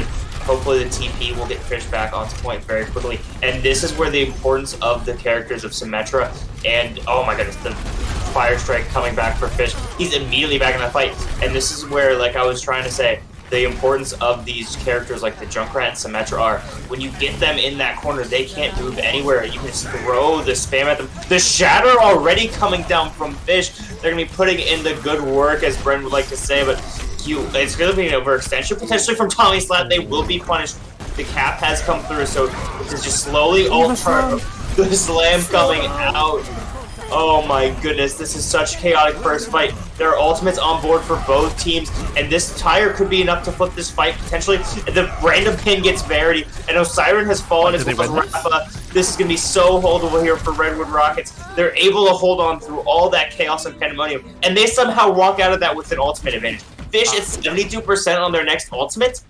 I have no idea. Atomic for sure thought they'd gotten their grips, their claws, their talons back into this fight, but they were sat down. Huge pick from Don Waddler with the tire, and eventually they just could not deal with the Symmetra, and Fish went cleaving away into the backline. I really don't know how Atomic went down there, and they're going to be down ult advantage as well, Dre. I think you got to ask questions of them there. Yeah, nobody's going to be expecting the Shatter, I don't think. I wasn't expecting it until I looked at the ult chart, but Fish has fallen. It's the trade for Rafa, but this is just going to be the aggression coming through with that beat, with that wall. There's almost nothing that can be done to stop them, and Rocky Ducky, they have been on a tear on the Tracer and Symmetra. This is potentially looking to be one of the best DPS players that BPL B-League has to offer potentially this year. Oh, already, Rocky is looking like deadlift level, getting so many final picks. Yes, he's basically only scoring the last percentage of that kill, but when your DPS is so amongst the kills, so amongst the action, it's absolutely what you're being. It means you can play these carry heroes like the Symmetra, and if these fights go late, hey, Rocky Ducky is just going to end them. What was the Death Blossom? The Death Blossom. What? A 4-man bomb unassisted from Interflux? What am I witnessing here? The Death Blossom gets nothing, and then Interflux just drops in a bomb against. I don't know what to say to that. All right. I don't know what to say. Well, Overwatch, ladies and gentlemen. Interflux throws a bomb directly onto the point. He just goes a little bit to the right, and then 4 go down. Not quite sure how, not quite sure why, but nonetheless, huge play from Interflux, exactly what Atomic needed. But now they're going to give up this SimDP rotation, and Don Waddler's getting closer and closer to that tire. The Shatter, but White Boy so low here. They're going to drop in that Shatter, but it's actually the first pick going the way of Redwood Rockets. They've also retaken control of the point. So now, what is that charge coming through? Fungin gets caught out here, but now it's going to be the tire. That should end things here as they're going to find Osiren in the back. And that's going to be a 2-0 win for Red Rockets on map 1. They're starting things out strong. Yeah, the song of the bird is loud and it's screeching apparently as Atomic just run away with their fingers in their ears. Just a dominant showing, particularly from the DPS of Redwood. They are fired up, they are on fuel. You know, there's been a fuel shortage in the UK, and apparently now I can see why, because Redwood have just stolen all of it. Oh my, they were electric, ironically, at the start of this map for second for this night market as well. They came out, they looked prepared, they looked ready, they looked coordinated, they ran at Atomic, no fear, and they took them all the way to the bank. 1-0 Redwood. Yeah, Redwood started off so strong there, and I think it's like we were saying off the back of the DPS here. They are so good. I mean, Atomic, they've been the favorites coming into this, but Redwood Rockets, their DPS line just carrying so hard throughout that entire map. I mean, the picks that were being found every single time by Rocky Ducky, and Dong Waggler, not to be overshadowed, was doing quite a bit of work there as well. Yeah, so those two just putting the team on their back.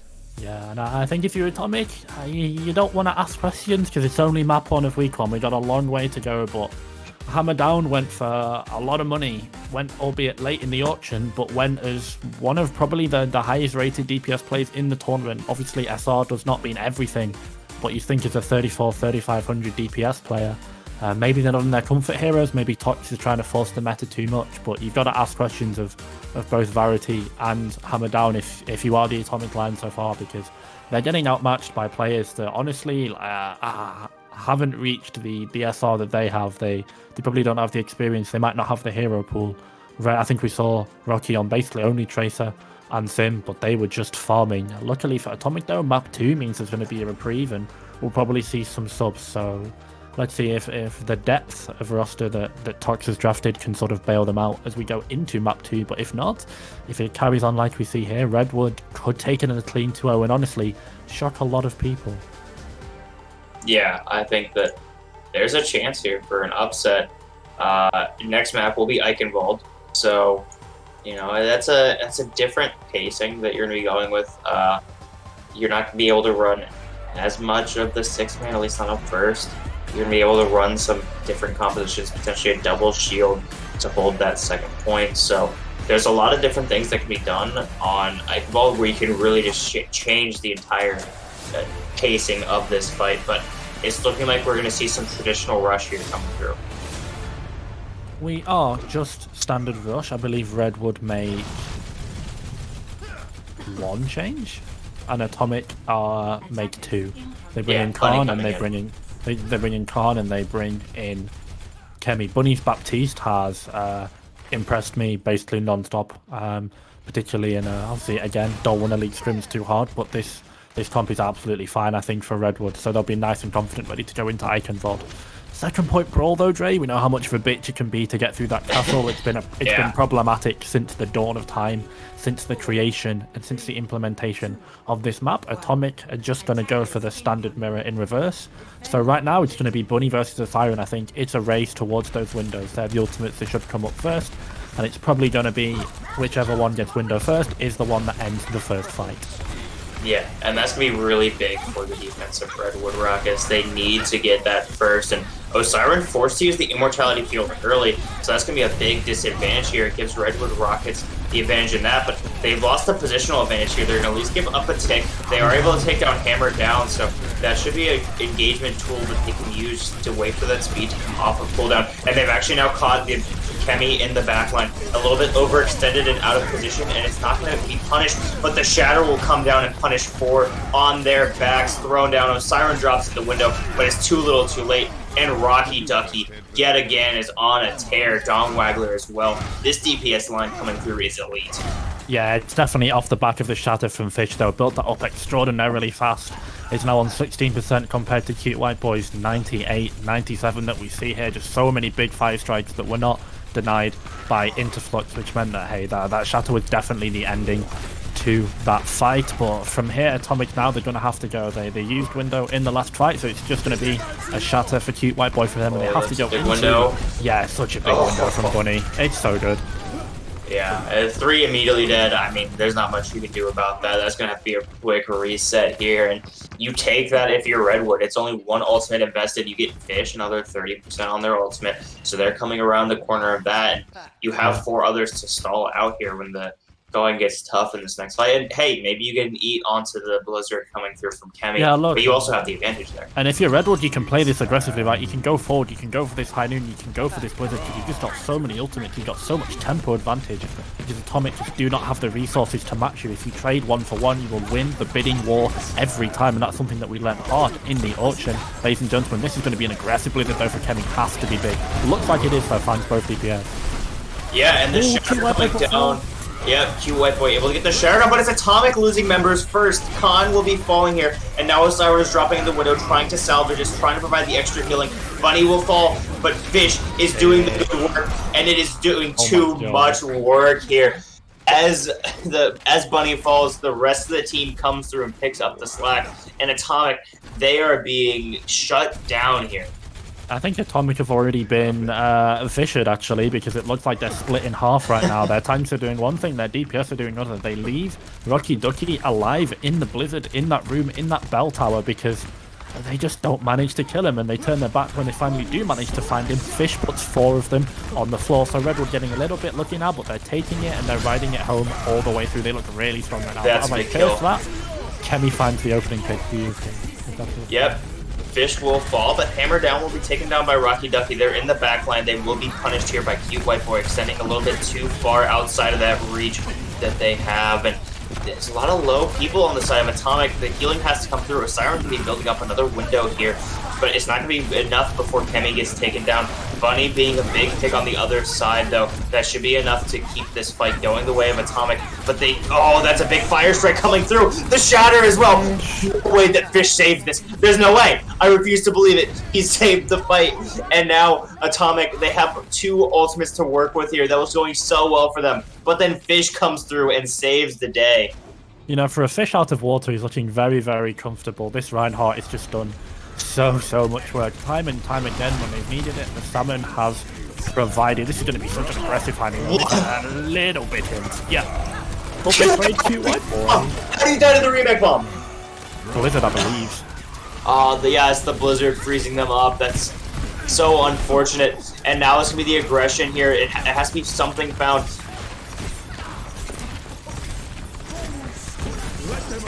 Here in the overtime push, Dong Waggler so low HP, they will be taken out here.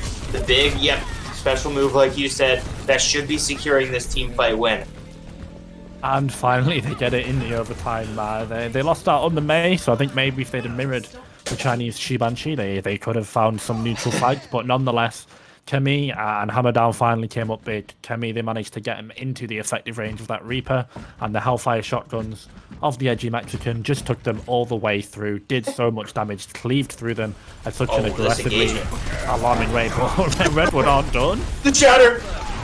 Big shatter comes through, but the follow-through not enough here. And it's Cute White Boy, they're going back now. They're getting the over-aggression there from Fish. A little bit too outside of the healer's range. They weren't getting enough to sustain themselves as they push forward. And Interflux, they're just sitting on the point. They're going to throw in a bomb. See what they can find. Not going to be able to find everything here other than the D-Mech, which is pretty big, but Dong Waggler also falling as well. This is looking like it's a pretty good fight here for Atomic. They should be able to sustain throughout this now. Yeah, Atomic played this perfectly. They are going to lose people towards the back end of this fight, but they rushed through the castle, they took that high ground, and they forced them all off. Oh no, Fish has done it again. No. Cute White Boy, they've been taken out of the fight effectively with that pin. It goes wide, and Fish getting so aggressively here. They will be punished. And Tommy Sly is going to remake on a Khan. Are you kidding me? You catch the Lucio with the remake? No idea how it happened. Fish has found, I think, too many slams, too many earth shatters in this fight. Questions have to be asked, I think, from Cute White Boy potentially, but Redwood Rocket's looking so strong here. It's going to be 99 meters, almost 100 for Atomic on the board. But as we get into what is potentially final fight here, high ground position been given over to Redwood to start it though. Yeah, they are getting so much cart progress here, and yeah, Dong Waggler, they are caught out here. They're so low. He's alive. No way Fungi just went off the map. That could be enough to end it. Fish getting the fire strike kill through the window, but that's not going to be enough. Here is the shatter coming through from Cute White Boy, and finally some momentum will be found here for Atomic. 2 minutes left on the board. It almost feels like Atomic have been out of this, but slowly but surely they're sort of scraping their way back into it. Now 1:45 left on the clock. If they snowball this correctly, they don't really have the ultimates to do it just yet, but if they manage to find a miracle in a neutral fight, then it could be a very impressive time bank, and they've got to make big plays. And Kemi looks like with the TP on the backline is going to be looking for a death bottom and trying to clutch it out. No Wraith Form though. Kemi, bit too aggressive. Yeah, the shatter coming out from Fish, the immortality field also being forced out here to keep them alive. So many ults committed by Redwood Rockets just to try and hold here. They will be able to take Interflux out of the fight, and yeah, as soon as Kemi went down there, that was kind of the end of the fight. Yeah, absolutely was. The mail, though, just meant that it was no doubt in the mind of any Redwood player that the fight was going to be lost. And I think from here, Atomic just get to chill out. It's 58 seconds left. This payload is going to be ticking back slowly. It's going to be rolling back slowly. It probably will be our final fight. I think Atomic have to be very, very careful with how they take this one. They have so many resources that Redwood need to burn through in order for them to find a window of opportunity. So right now I think it's going to be really difficult for Atomic to win this fight. It has to be a miracle, and speaking of a miracle, the special move finds two. Yeah, and now getting so aggressive onto the Reinhardt, they will not be punished for that. They're falling very low. They need to get the kill on the Fish here, and they will. Now they just get free cart push here. It's going to be a team kill pretty much coming through, and now 3 ults remaining for Atomic to use, but it's matched on the other side. The zoning high noon is be coming out here from Hammerdown. They're waiting. They're looking for the opportunity. They're not going to find anything, but they're going to... Oh, that's a big breakthrough from Q White Boy. They will be throwing everything. Counter shatter. Fish coming through when the team needs it the most. Rocky Ducky able to find a kill off the back of it. Interflux barely gets back into that mech. So close to getting taken down before they can come back. But now Kemi switching over to the Doomfist. They have to get back fast, and Doomfist is going to be the character they're going to do it on. But a Siren and Cute White Boy, they've been taken out of the fight. The D-Max on an Interflux. This is going to be a Tom Cloud with 3 to secure it. Redwood Rockets, they're so close to secure themselves a win condition here, and they will find it with the kill onto Kemi. Redwood Rockets holding strong at the end there. They come out, Atomic have 3 ultimates, but they're just not able to match the power of the ultimates that Redwood had. They had Blizzard and they had the Diva Bomb, and those two together, well, ironically, it caused a nuclear explosion against Atomic of all teams. It just put them to the sword, it sort of put them in the spin cycle, and off they went. They went on a pure eco power wash. Always try and wash eco, ladies and gentlemen. We are trying to save the environment, you know. But for now, yeah, they get put in a spin cycle, and they can't really do anything about that. There's just no defensive or up. Khan doesn't have beat. They can't really tie it away because they have to touch the payload. They have to stay on the payload. And what better ultimates to use than Diva Bomb and Mail in the last fight, right? When you have to anchor yourself, tether yourself to that objective for fear of literally just losing the round. So nice abuse from Redwood Rockets there to be able to play the objective and play the objective game well. And they're going to be rewarded with a full hold. So 64 meters of the final on the clock is all they need. Redwood Rockets now just need to finish the map, and if they do, they're going to take it 2-0, and not quite a convincing 2-0, but definitely a strong 2-0. If you're Atomic here, though, I think the same win condition applies to the defense. Get a Siren that window early. Maybe Cute White Boy can race the shatter, but from here, I think they have to pull out something we've not seen before. They need to be aggressive, much more aggressive than what we saw, because right now, Redwood, we're just completely out-tempoing them. I think you'll agree, Dre. Yeah, Redwood just always on the aggressive, even on offense. And sometimes they were getting a bit too aggressive, and that's really where Atomic has been able to change the outcome of these fights, where on map 1 they weren't able to punish that, but that's a very good wall, cutting off everybody, the Baptiste included. But Rocky Ducky still gets the first kill. How do you let that happen? Cute White Boy falling as well. That is not how that fight was supposed to go. Atomic were in such a good position to capitalize off the amazing Maywall, but it does not work. They're going to be giving up this entire point pretty much. There's not really anybody in a position to recontest, and Redwood Rockets take it with ease. Oh, they speedrun it. It was a beautiful wall from Kemi because they managed to get 3, but who was on the other side of the wall? It was Rocky Ducky. So when that wall came down, Rocky put a flashbang into the skull of Kemi, and down he went. And when they lose that May, they're just going to lose the long fight. But nonetheless, it was wrapped up anyway. Good wall onto Fish, though. Ooh, is the chokehold, is the gate hold on for Atomic here? It looks like it. They've managed to stabilize really, really well here. They're going to be rewarded with a lot of ultimate charge for it too. And now Atomic, they stabilize the ship a little bit. If Redwood beat them, if Redwood get this payload unlocked, if they push it through, they're going to have to commit a lot of resources for it. Yeah, Redwood, though, they had a really good disengage. They were not going to let anybody fall at the end of that fight. The fight was over as soon as their tanks went down, and they got out fast. So now they're going to be able to come out quite fast out of this gate here. They're trying to get this space. They're going to use the Fish to try and take it. The Shatter is going to be finding nothing there. The Fish's shield, but Fish will not be long for this world as the Blizzard comes through. And now just a continued fight going on here, and it's all Atomic all the time. It's looking like Fish just coming back from the spawn now. Interflux with this Diva Bomb, they could be looking to make something happen in this next fight with that. Yeah, Fish unfortunately playing Respawn Stimulator these last couple of fights. You hate to see it, but that's just the Reinhardt in Brawl, ladies and gentlemen. They saw the aggression and Kemi told them to chill out, literally. Put that Reinhardt firmly in the freezer and down Fish went. That's the carry. Where's Rocky? Carry dead. This bomb, no, this could be big.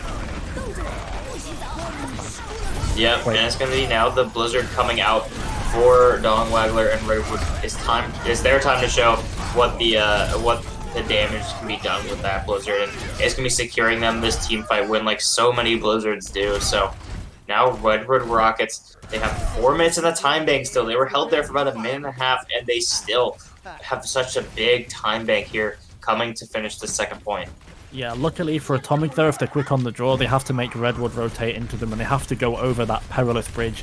Many a Lucio, many a Baptiste, many a McCree, and many a May have fallen into the waters below either side, so they do not want to cross this with care, and it looks like they're going to have a window to go through it as well. So Atomic really down to fight on this little bridge here.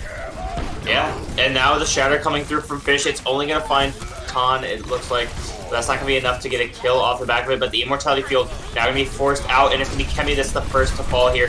White Boy getting so much pressure put onto them, they will be taken down by the aggression from Tommy Slat, and the entire time the car has been moving forward. Atomic not able to contest, their tank's so low, and that's a good boop there from me in from Tommy Slat. Just need a little bit of ult charge there at the end. And Atomic, they have to hold for 4.5 minutes, and they gotta do it now.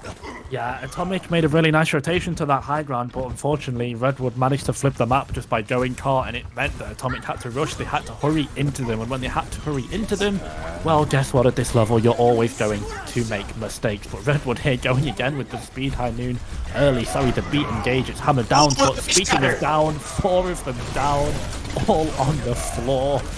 Or Atomic, and sorry, all on the floor of Redwood, and it looks like Atomic can stabilize Dre. There's going to be a fight though really soon. Yeah. Looks like it's going to be quick re-engage.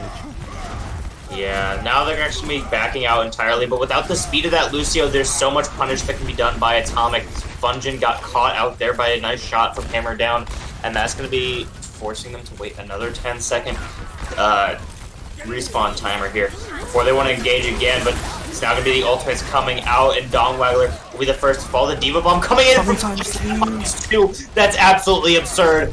The freeze, it looks like, onto Cute White Boy is going to be enough to get the kill onto the Reinhardt, and now things are going every way in this fight. Oh, Siren able to take down Fungin, but the Shatter coming through, that should end this fight as Khan is taken down. The Diva still on the point.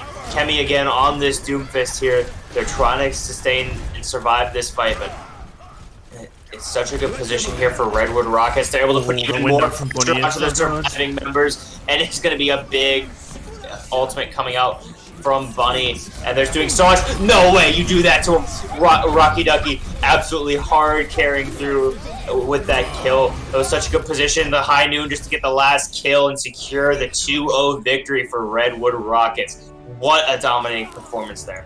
Wow, Redwood make a showcase statement. We've been here for like 30 minutes, ladies and gentlemen, if that. And Redwood have taken the 2-0. That really wasn't any percent over Atomic. Wouldn't they give them a nice little play of the game here? This is going to be the slam that inevitably comes in from Cute White Boy. Probably could just be the window too. Yeah. Nope. 4 on the floor. You like to see it. But hey, Atomic had pods there though. I think in that last fight particularly, Hammer Down dies really, really late trying to get the roll flashbang onto the May.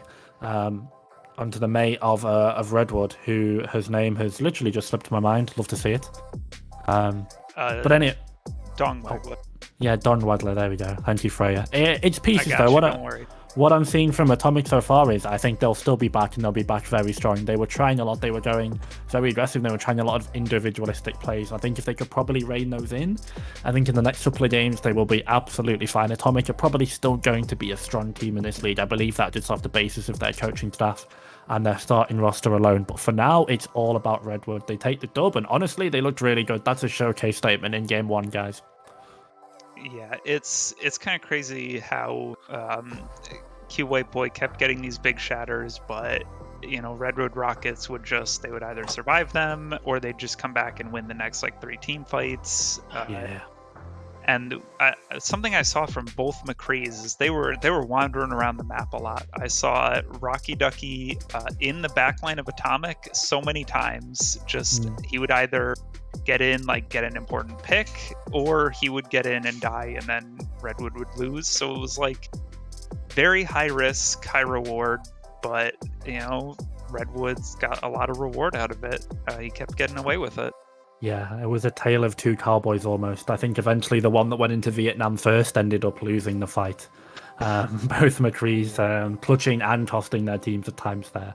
But hey, what can you do? I think both of the players looked really good. Hammer Down in particular, my player of the match probably would be Rocky Ducky 34. Absolute huge performance on everything, just on the kill feed. It's the easiest way to judge, but Rocky Ducky definitely passes the eye test. When you're that hard in the kill feed as a DPS player, you're just doing something right. And definitely a big factor for Redwood's dub today. Yeah, so that's it. We had a nice day of 2 Overwatch. Yeah, we've got some updated standings as well here. We can see because it was 2 Overwatch, Not last. everybody's tied. Heartbreakers not in last. Let's go. Let's go. Not last one. It's alright. We'll be Look at back that. next week. 7-piece second. That's what I like to see. Maybe we bump that up a little bit and we're all good. Who did you guys play today? 7-piece played. We played Hayden Overwatch team. Hayden Overwatch team. I see. Yeah. No comment. Well, first game is going to be 2-0, so B League starting off to a pretty spicy start. Not going to lie, I'm going to be interested to see how these teams clash. Scrims will get deeper as well. Coaches will come and impact, but it's a long season ahead, so no time to celebrate just yet for the teams at the top. This was a quick one though. Not going to lie, my main team Ruination are in scrims right now, so I don't have to go, but I'd probably like to get back to that as soon as possible. But hey, thank you guys for sticking around and seeing Atomic get ass blasted in 40 minutes. It's a lot of fun. Yeah, thank you guys. Thank you, Drayton and Jace. You guys are always fantastic casting. Always love to have you. And we can see tomorrow we've got our first games of A-League. Should be really exciting. We've got some big games here. I'm looking forward to it. I know everybody's been looking forward to the return of BPL. So tomorrow, A-League, we're coming back strong. Yeah, just quickly, if you watch one game tomorrow, I'm not even going to plug my own game. It will be Admin Aces versus Galaxy. That game will be content out of the wazoo. There's going to be a modicum. There will be there'll be a monstrous amount of trolling in that game. If you tune in for an hour and a half tomorrow, I implore you, I encourage you, Admin Aces versus Galaxy, because that match is going to be probably one for the centuries. Recurve versus the admins. A little bit of trolling. Dean is back. So many faces, so many names, and Obi, the B League MVP, making his debut finally in A League as well. So looking forward to that. All right, so remember, tune in at 6 o'clock tomorrow for our games, and we will see you then. Have a good night, everybody. Bye, gamers. Congratulations to everybody who played today. Yeah, we'll be back tomorrow.